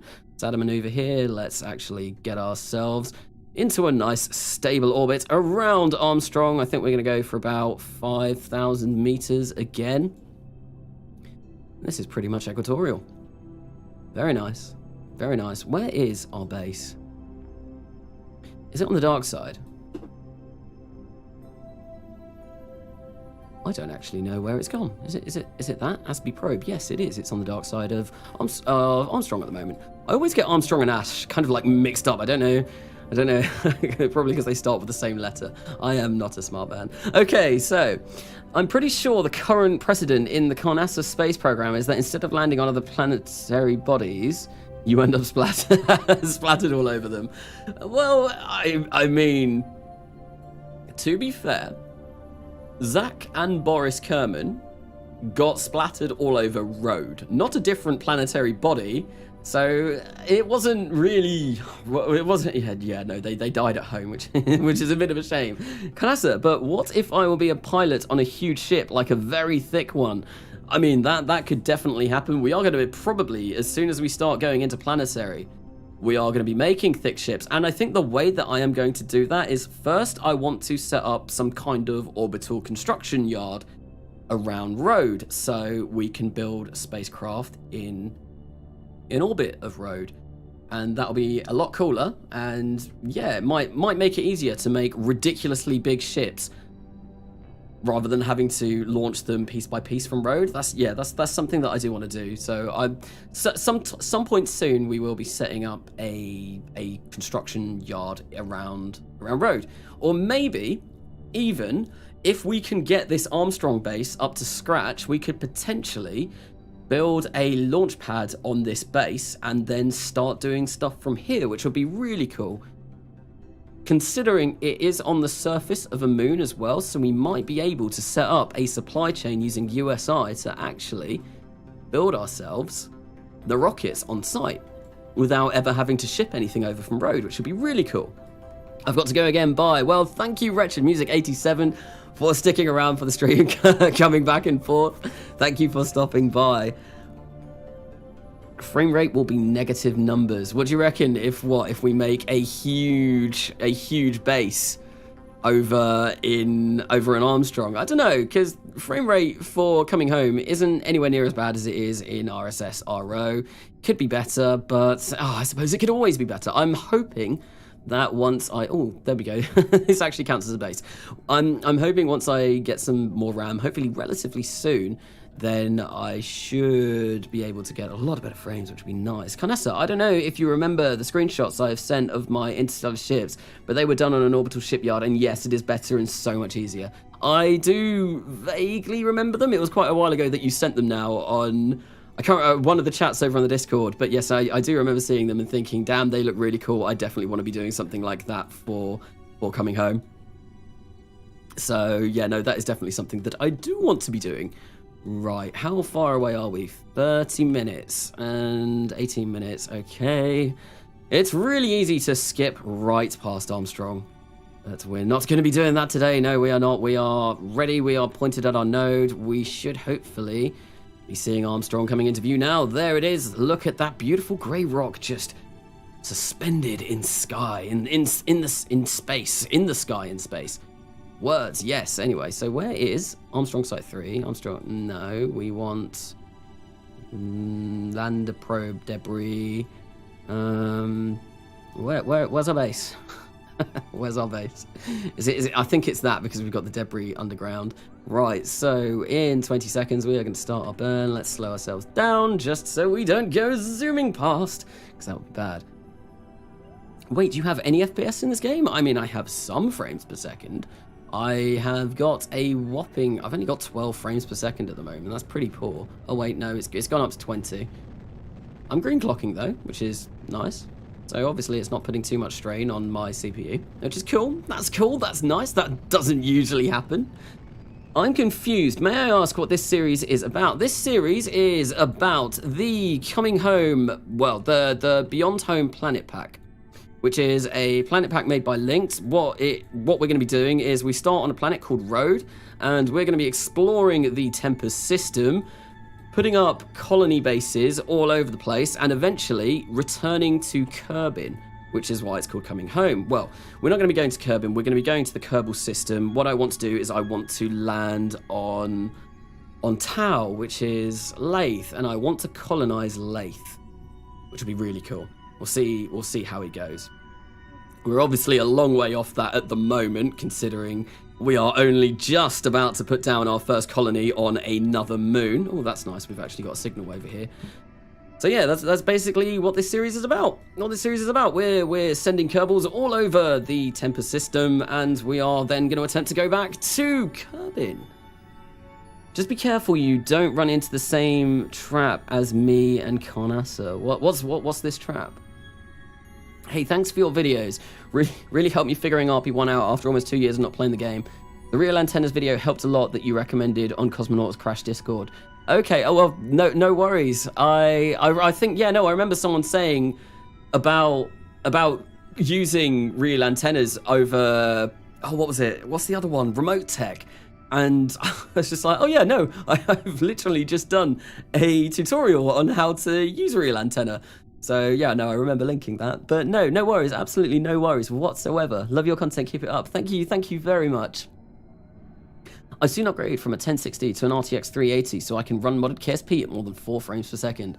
To be honest, it's not really the graphics card that is a major deal breaker with KSP. So I've got an RTX 2070 Super, which is by no means a bad graphics card. It's a pretty good graphics card, but it's more RAM and CPU I think you need to be worried about running KSP because, yeah, it's just, the graphical mods really aren't that intensive. And yeah, it's just the sheer amount of mods that, that I've added to the game that make it run as slow as it does. Right, so what we're going to do is we are going to wait until this is in the daylight again so we can actually see what we're doing. Oh, hello. Okay, so when we super fast time warp, it kind of... Oh, what has gone on? Okay. Right, so we are in the daylight now, which is wonderful. So what we want to do is we want to, let's have a look. Let's kill our rotation. And we want to decouple this stage. Yes we do. Oh. What was that? So this should now be connected to nothing. And now we also want to decouple the top node. What is going on with this little white ball flickering off? I really don't know. So, now that we've done that, what we can do is we can actually select this and we can point this retrograde, which is going to take a really long time because we've just got a tiny little probe core on here. And actually, our electric charge is going to cause us all kinds of issues. Great! So hopefully we can turn this around before we run out of electric charge. And are we even moving this?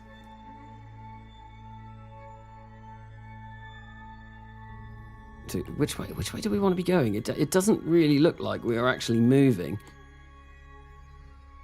Are we going? Are we going anyway? Ooh! We're gonna bump. Oh no, that was a bad idea. Bad idea. Silly idea. Oops. Oh no. Right. No, put it. Oh, we can't even oh dear. This isn't good. No. Bonk. Oh well, yeah, that was my bad. Shouldn't have done that. We're gonna kind of go bonking all over the place. Oopsie. So I still need to decouple these. Right. Well, this is obviously not gone to plan whatsoever. I think what we're going to do is we are going to disable these because we don't want these out anymore. And we are going to detach these. So if we decouple node, there we go. There goes our solar panel section. And then if we, oh, hello, that's a bit of lag over there. Then we're going to decouple this. Wonderful, cool, very, very nice. And hopefully we can just dock to this rather easily. If the game doesn't freeze. Okay, yeah, no, it seems like we're in a good position. And what I want to do is I just want to deorbit this as quickly as possible. So let's start firing this up. And we didn't even hit that. Let's just blast it with fumes. Oh no. Oh, that was really silly of me. Oh, well. There we go. Right, so let's just blast this off. And let's try and see if we can salvage this situation. Oh, we're never going to be able to dock to that. We are never, ever going to be able to... Oh, what the... Oh, yeah, no, that's fine. That's fine, that's fine, that's fine, that's fine. We're all right, we're all right.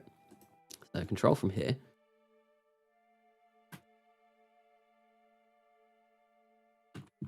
And, yeah, what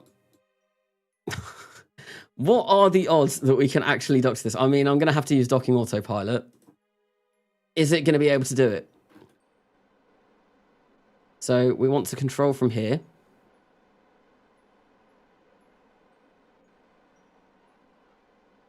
I mean, we're actually getting closer.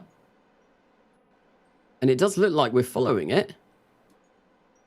But I think that's spinning way too fast. This is like Inception, but different. If only that was spinning around its axis. This was... Oh... I've really screwed this up. I've really screwed this up. I don't think we're going to be able to dock to this. We might be able to dock to those two because they're not spinning anywhere near as fast. But this is spinning ridiculously. I should have just waited. I should have time warped. I'm too impatient. I mean, we're gonna absolutely burn through all of our RCS doing this as well.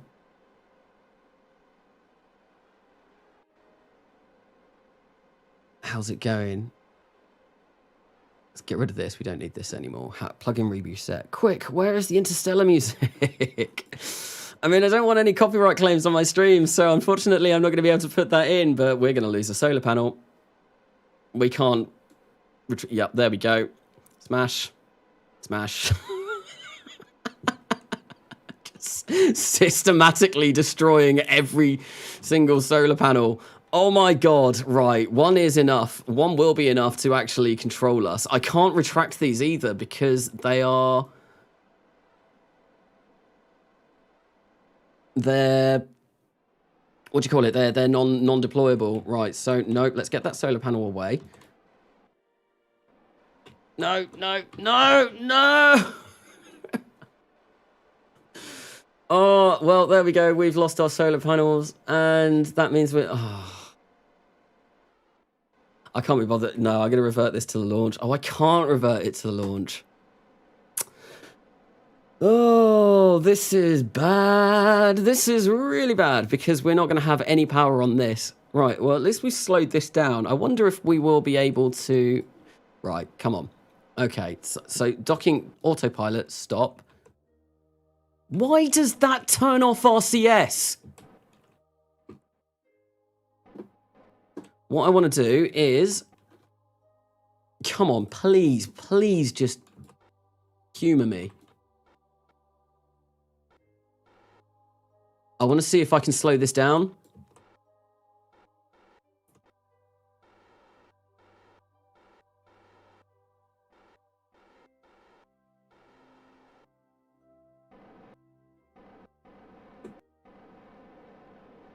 Yeah, I want to see if I can slow this down just by getting in the way. And then we might have enough power on this. We've got a day's worth of power. So we should be able to potentially...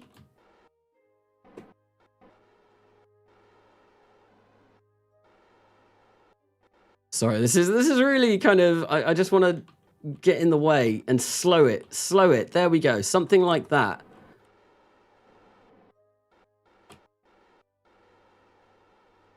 Then if we can just stop it spinning around this way.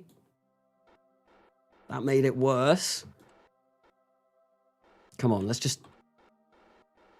There we go. It's now spinning a lot less rapidly, which means we might be able to dock to it. Right, come on. So we want to control from here. Let's see if we can do our autopilot.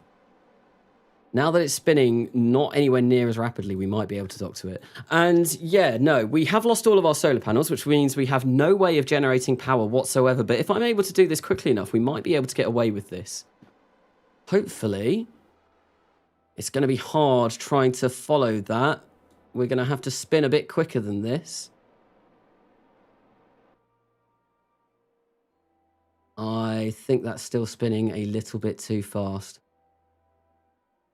for us to feasibly be able to dock to this. How is the RCS fuel looking like? We've still got over half of it left, which is all right. How far are we? We're actually getting closer. This might work. No, it's not going to work.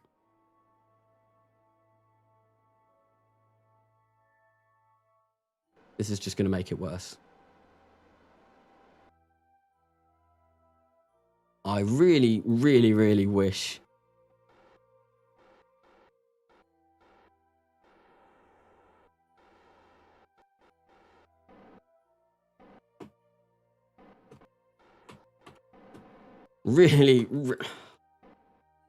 Right, that looks like it's spinning a lot slower. Let's try once more.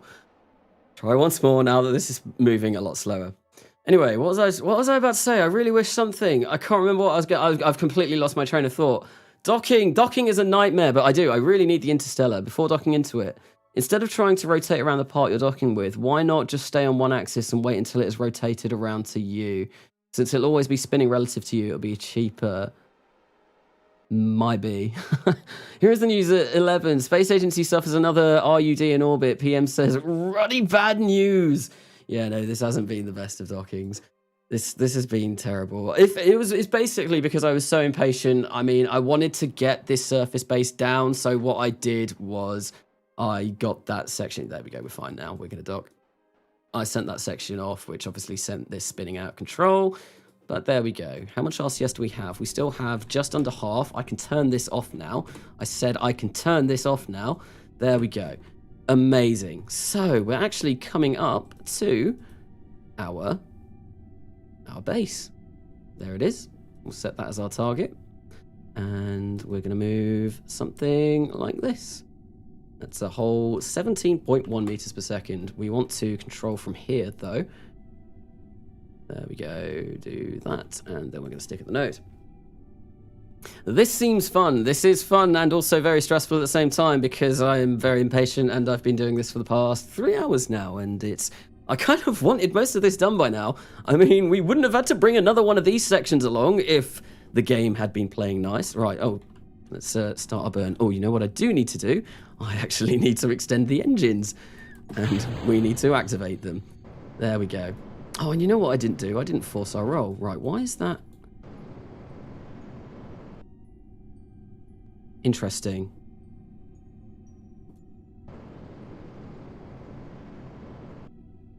What?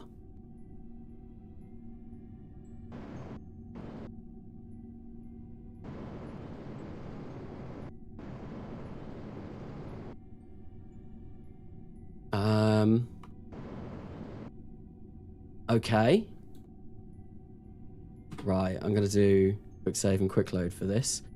For some reason, these aren't providing us any thrust whatsoever. Oh. I really hope that this doesn't sink into the mire. That's basically what it is. It's a marshy section of Armstrong that we've decided to land on, which means that everything is sinking into the surface. I don't know why. You could send something with a grabbing unit in the next payload so you can stop the rotation of other objects. I mean, I wasn't gonna... I didn't have any anticipation that we needed to stop any kind of rotation. No, we need normal... Right, normal this way. Come on. So...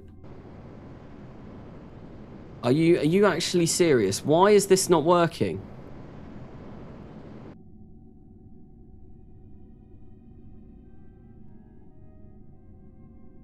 Why is this not working? We're getting no thrust whatsoever.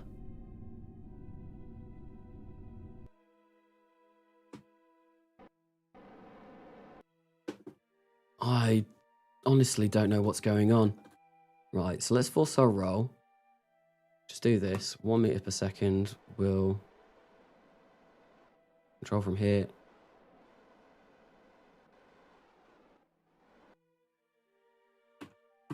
Oh, can you not? Really, really annoying that whenever you unselect autopilot enabled, it cancels your RCS. Who thought that would be a good feature? Honestly, who thought that would be a good feature? That is not a good feature. So, right. Control from here, we're controlled from there, fine. Autopilot enabled. 1 meter per second, force roll 0 degrees. Let's see if once we connect these back up, then our engines are actually going to fire. Because they should. Kanasa, I'm late. Welcome, Aspect. Welcome to the stream. Welcome to me getting really frustrated over the fact that this surface base is not going according to plan. I had the game syncing bug on my Fury mission. Same syncing bug. Is there any way around it? Or am I a bit screwed? So, wait, is this the genuine quicksand, like the stuff people are only just discovering on Dres because no one goes there? Wait, is there quicksand on Dres? From what I know, it's a Copernicus bug. Are the engines plumbed in? I mean, I hope so. There we go, now they work. I think maybe because the engines were at an angle where it was kind of thinking that they were hitting parts on this, it wasn't working. Which is why I need the force roll to be at 0. Right, anyway, so that does kind of work now. So what we are going to do is we are actually going to make sure that we no, we don't want to be doing that. We want to be doing something like this. There we go, do something like this. It's going to be 20 meters per second. There we go. Right, much better. Much better. Down there. In 34 minutes, right, here we go. At least the engines work this time. What is Dres? Who is Dres? Why is Dres? How is Dres? Everyone's asking what, who, and why is Dres, but no one is asking how is Dres. How could everyone? I've actually been to Dres in stock. I've never been to Duel in stock, but I have been to Dres. And I feel like that's almost blasphemy. Like, everyone avoids Dres. And everyone goes to Duel to do the Duel 5, but I've never been to Duel. Never been to Duel. The first time I'll go to Duel is when I get there, when I get to Janus in this save. And yeah, no, I have sent a manned mission and a lander to Dres. So I am very much not the normal KSP player by doing that. Right, so in 2 minutes and 40 seconds, well, less time now, we are going to start our burn, and this time it will work. This time it will work because I just checked to make sure that it does work. Cool. What? How is Dres? Yes, indeed. How is Dres? How is Dres? Why is that? Oh, it's because we need to control from here. I'm really having a bad time doing this.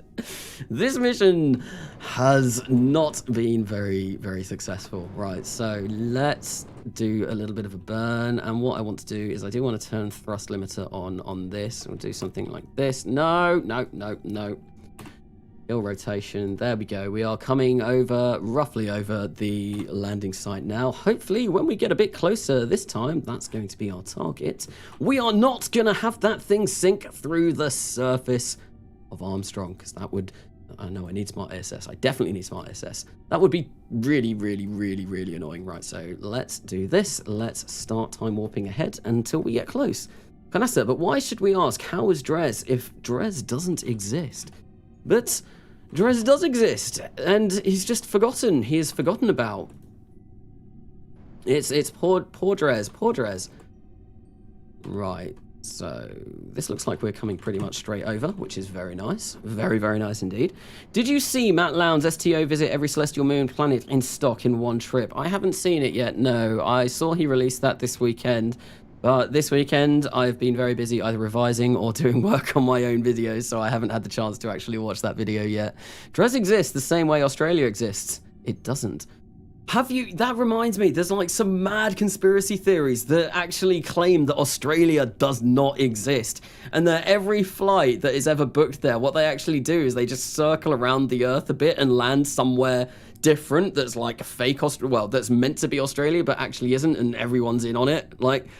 How does a conspiracy theory like that ever come, like, rise? Like, how can you conspire to not believe against Australia? Like, where does that come from? Oh, there we go. We've got our landing reticule up now, which is very, very, very close to our base, which is nice. Please don't sink.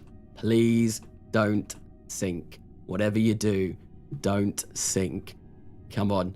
I've got my fingers crossed. I'm hoping the fact that we've got a probe core in there, it looks like it is staying. It looks like it is staying on the surface where we want it to. And actually, wait, what? That's another piece.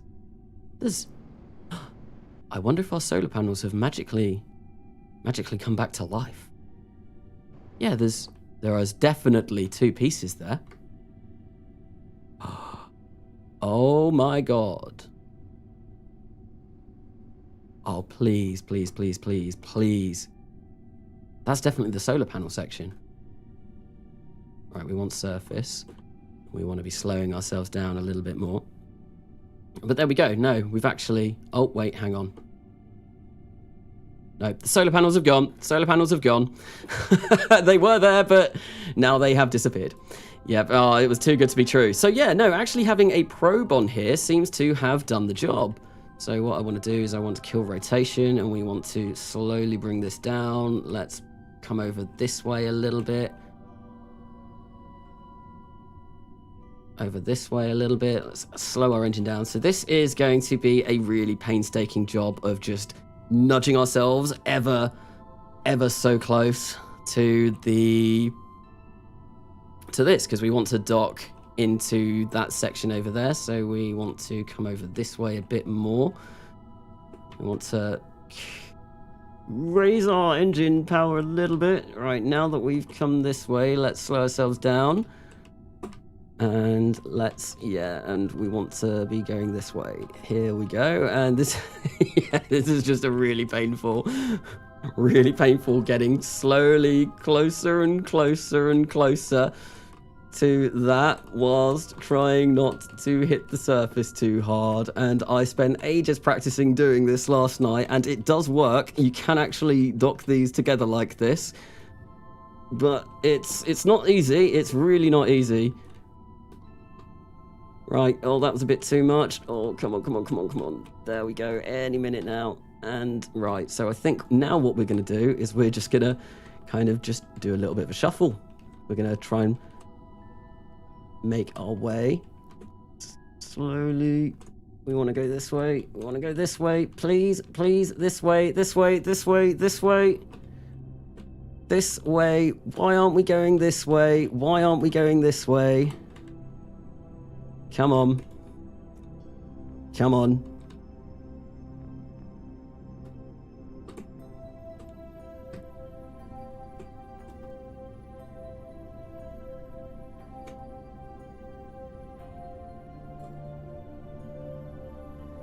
Come on. Come on. Come on. Come on. Come on. Come on. Come on. Dock. Dock. Dock. Docked. No. No. No. No. No. Bad dock. Bad dock.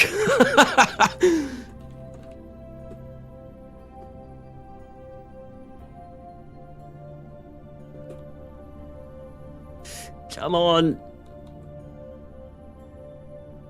Why are we... It still says we're landed. We are quite clearly not landed. Right, let's slow ourselves down. Yeah, look. Situation. Landed. We are not landed. We are definitely not landed. Right, come on. Right, come on, let's just bring this down. Any minute, and we're going to be safely on the surface.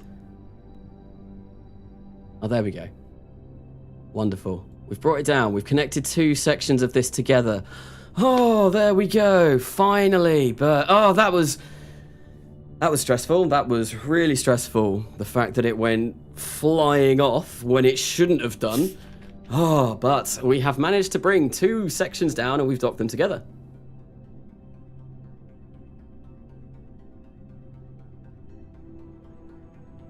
Transfer the fuel to the other sky crane. They've both got fuel at the moment. Both of them have fuel. Actually, yeah, no.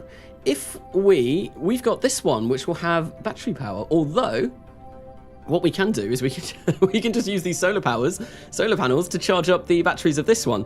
And then we'll have a complete battery every time we decide to launch it. Actually, if I come out of time warp, is it I don't think we've got any way of tethering this to the ground, which is a bit of a shame. We do need to do that. What I need to do is I need to include some parts from USI to actually tether these to the ground, because that would be terrible if this went yeeted off because of KSP physics. Right, how much power have we got? We now have 100% power, so what I can do is I can just launch this again. So that's exactly what we're going to do. But, oh, I've never been so happy to dock two things together. Yeah, we've got the start of a surface base. Amazing. So what do we want to do? We want to select this as our target. And actually, look at that. That's really not bad. We want to be going pretty much 90, I think. So let's control from here. Control from here. And we want to undock, and we want to be on our merry way. There we go. And it's just a quick case of going this way. I think we should still, I'm fairly sure that our target should still be this, right? Yes. So let's get our rendezvous planner up so we know exactly our relative inclination. If we go, nope, that is definitely the wrong way. So it looks like our inclination is going to be about 2 degrees different. 1.38, that should be fine. I don't want my target, I want my orbit. No. Oh, every kind of minute movement is enough to really, really change our inclination. I think I need to go up a little bit though, because my Apple apps is just a little bit too low at the moment. So, considering there's a few non-USI parts you can use for bases which don't have the module already. Hang on. Also, speaking of actually, if you fancy it, you could add the ground tether function to any part you want if you make a patch for it. I might do that for some of these little base parts that I'm using, because that would be really, really useful for this base. I'm assuming it would just be to add a simple module into the part. I can't imagine that would be too difficult to do. I've never really done modding of KSP before though, so I'm not sure how I would go about doing it, but I'm sure I might be able to find out how to do that. Right, so we are 1.3 degree different, our inclination, and we're just going to start rising. I think maybe we'll get our Apple apps to 3 kilometers. That should be enough to avoid hitting any mountains, any unfortunate impacts on the way up. There we go. Let's get to our Apple apps now. And what we're going to do is we're going to just,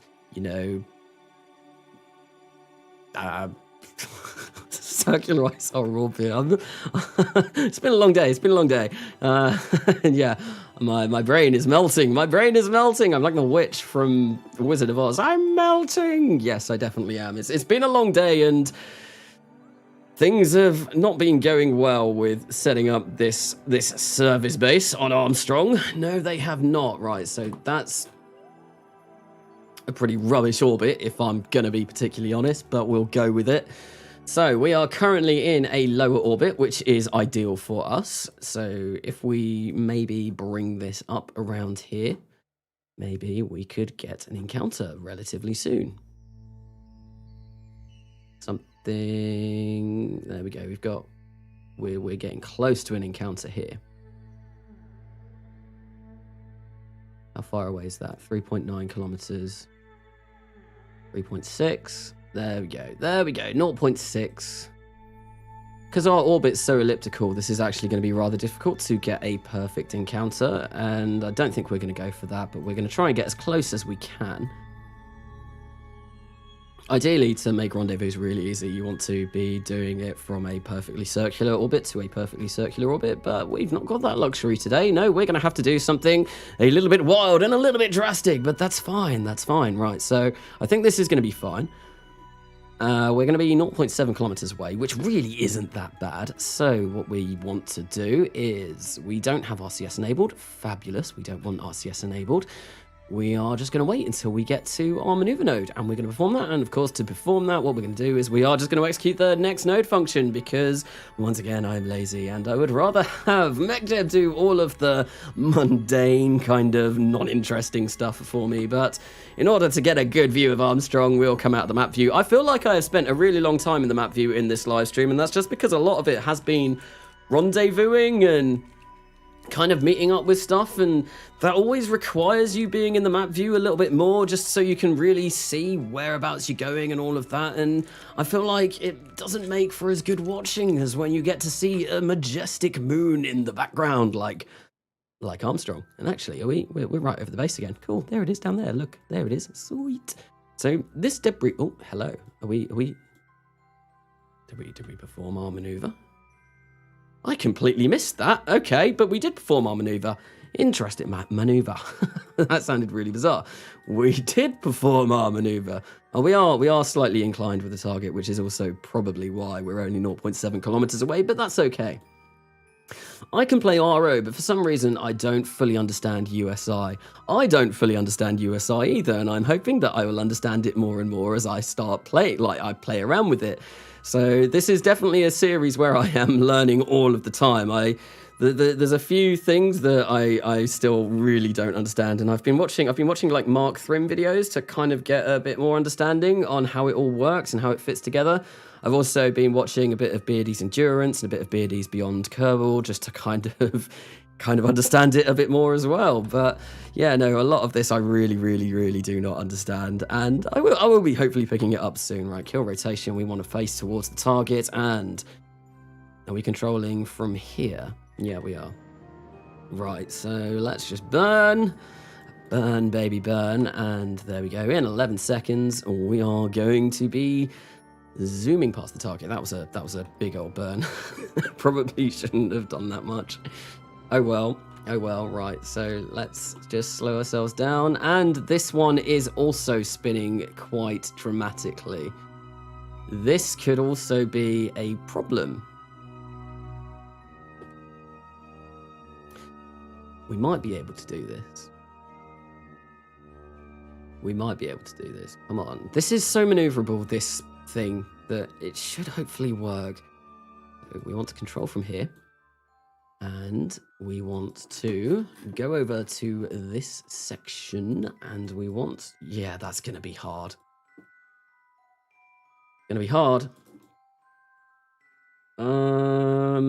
Right, we want to, yes, enable this, and let's see. What I think I might do is I might let docking autopilot get us close, and then once we are close, what I might do is just move myself over to it a little bit, and then see if I can do what I did with the agroponics module and just slow it down by getting in the way.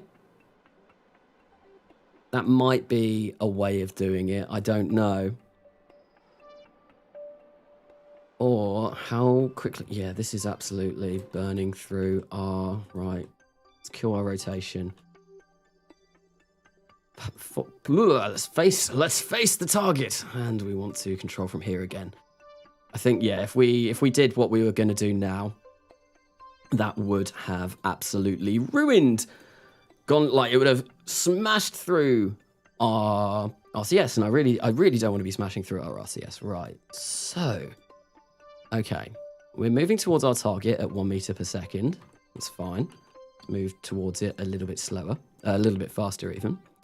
Turn on our RCS. Let's slow ourselves down actually a bit now. Try and get to about... Oh, that's no. Right, let's go relative velocity. Come on. Turn this on, and why is RCS not on? There we go. Now we turn the RCS off, we point towards our target, and we are... Target.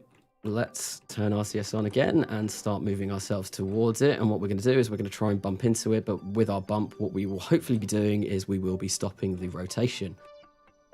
Yes, this is probably not going to work. Excuse me. I've never used Smart ASS of MechJeb. Smart ASS is honestly a godsend. It is so much better than stock SAS. It's so much better, honestly. I never used to use it when I had MechJeb until, yeah, no, I started using it, and then I discovered just how much better it is than stock SAS. It is insanely good. All of these different options that you can get, it's way better, way better. Honestly, if you haven't ever used it and if you've got MechJeb, don't not use it because it is great. It's really great. Right, so kill our rotation. Now what I want to do is, right, so how are we going to...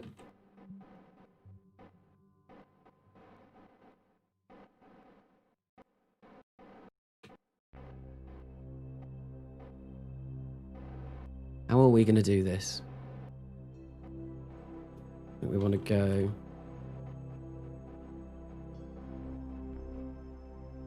No, that was meant to be N. Not map. Not map. No, now we're...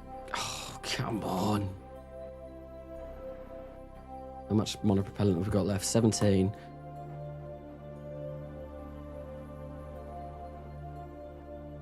Right. This is I might be a little bit less chatty whilst I'm doing this because this is actually kind of really tricky trying to figure out where I want to go. Come on, let's turn off. I really hate, right, space moving. Like, right, that now makes sense to me. So D is right, A is left. There we go. So if we keep it at this should actually make a lot of sense to me. So we want to move over in this direction. And yeah, there we go. We're moving towards our target at 0.5 meters per second. I've never used... Yes, right. Come on. Okay, so we want to get in the way of this. Slow ourselves down. Right, we want to be like here.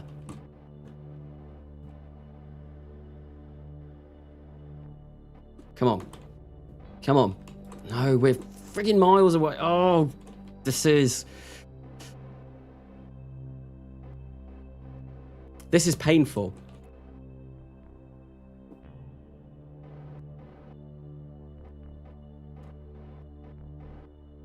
Right. There we go.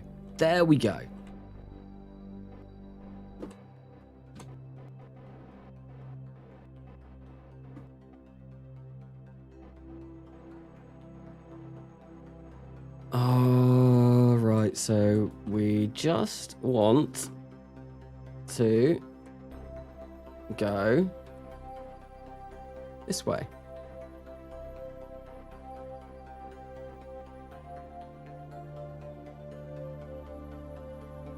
We want to get in the way of this, turning here.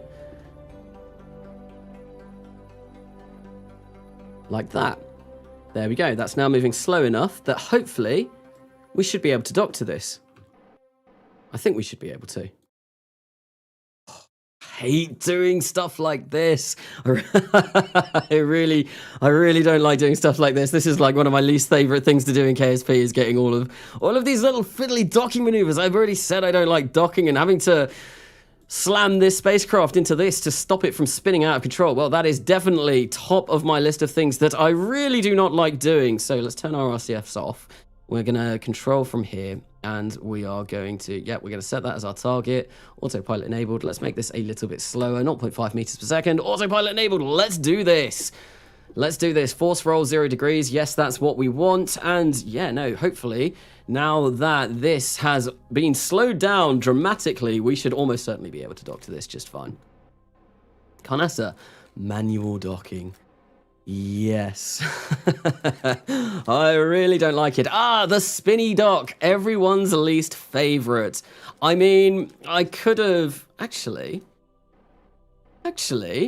if these... I don't know if they have reaction wheels on this. Why is it still spinning?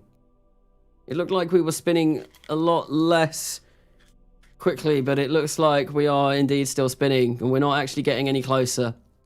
This is less than ideal. This is less than ideal. Although, no, are we getting closer?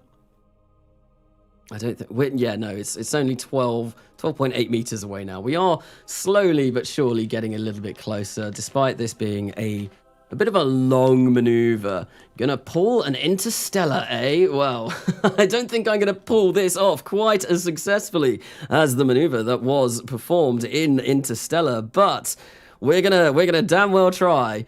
No, we're now getting further away. Fantastic. Oh, no, hang on. We are firing up our RCS to what looks like actually start docking. So this could be interesting. Are we going for a dock? Hopefully we don't burn through all of our RCS doing this. We've got 11 left. This is hopefully going to be the hardest to dock. If it's not, then we're in a bit of trouble because we are going to run out. Right. So I think what I might do is, we're not going to get any closer. Let me see if we have any control over this whatsoever.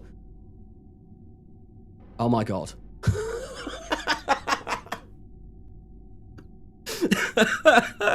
We have control over this, which meant we could have killed the rotation. Oh, that's annoying. That's really annoying. I didn't have to do any of that. I could have just come over here and just hit a button and we would have been fine. But no, I had to make everything really difficult. Oh well, we're gonna dock now. Okay, absolutely fine. Look, this is amazing. I am smart. That was a 300 IQ move there. Definitely 100%. That was bad. Oh well, at least we've got these two parts docked together now, so we can. Oh, we're actually coming over pretty much the landing site. Very nice. Very nice. Oh, facepalm, slaps head. Yes, it's not the destination, but the journey that matters. Oh god. Are you trying again? I am still streaming. Yes, I am. Usually my streams go on for about 4 hours or thereabouts, but I'll see how long this one lasts because I want to get more than this done. I don't know. Right, so what we're going to do, we are going to time warp ahead and try and land this thing.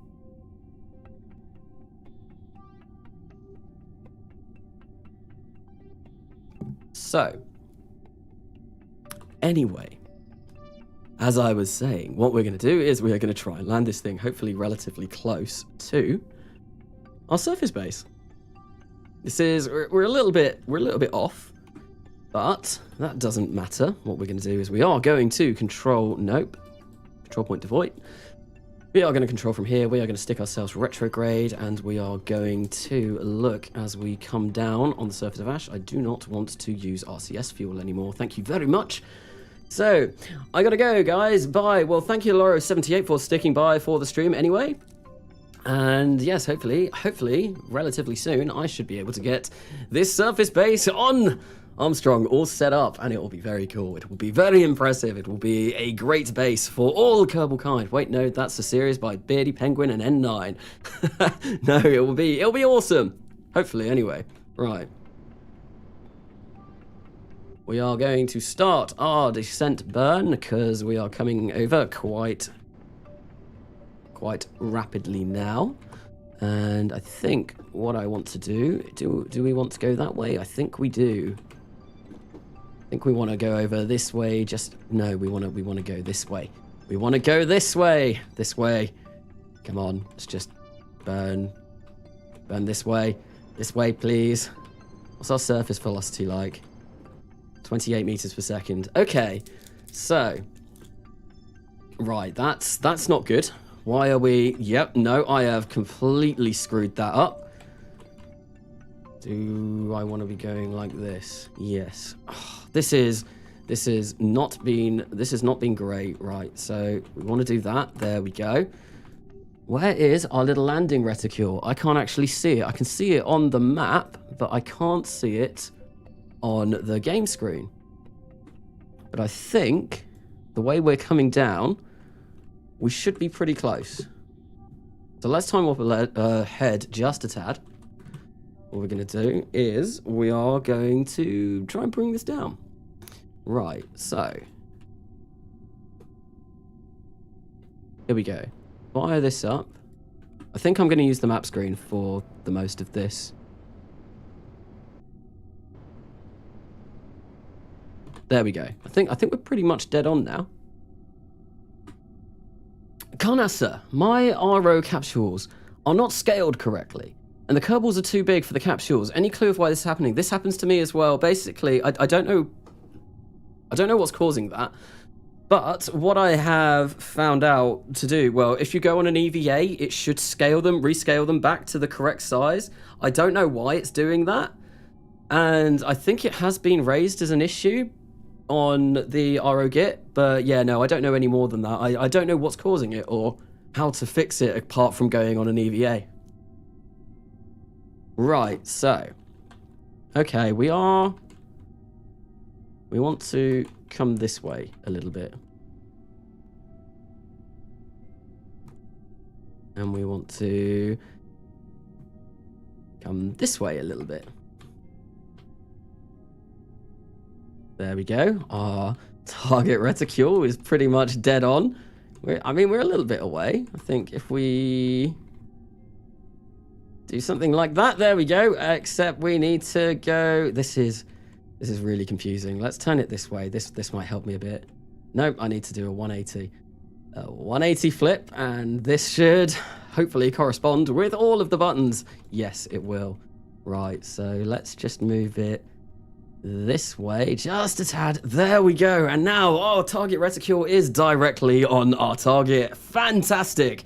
Means we are going to be coming down pretty close, pretty damn close. So we've got 11 seconds of burn. There we go. Oh, I heard something go crunch. That is never, ever a good sound. Hopefully nothing did break. So we've got 11 seconds left. No, 11 seconds of burn to perform. See, look, it's still there. Our little probe is on the surface any second now, though. I think maybe once we get below 200 meters, it will disappear into the ground. I know 200 meters is the proper kind of like physical. It's where things really start to actually render in. Like, I mean, you enter physics range within 2 kilometers, but 200 meters is the magic number, right? So here we go. If we place this like this, and we come over this way, just a little bit.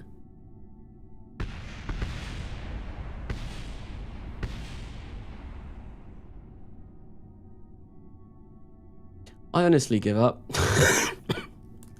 Oh no.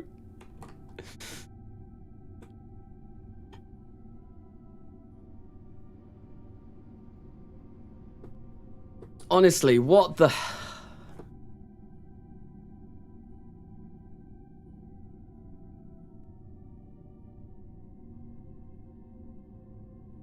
This is ridiculous. Why is this happening?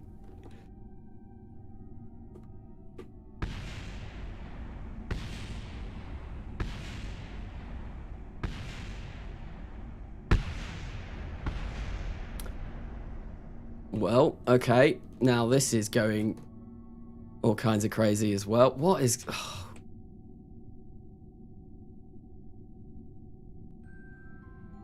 I think what I'm going to have to do is... No, stop it. Just leave it be. Leave it be.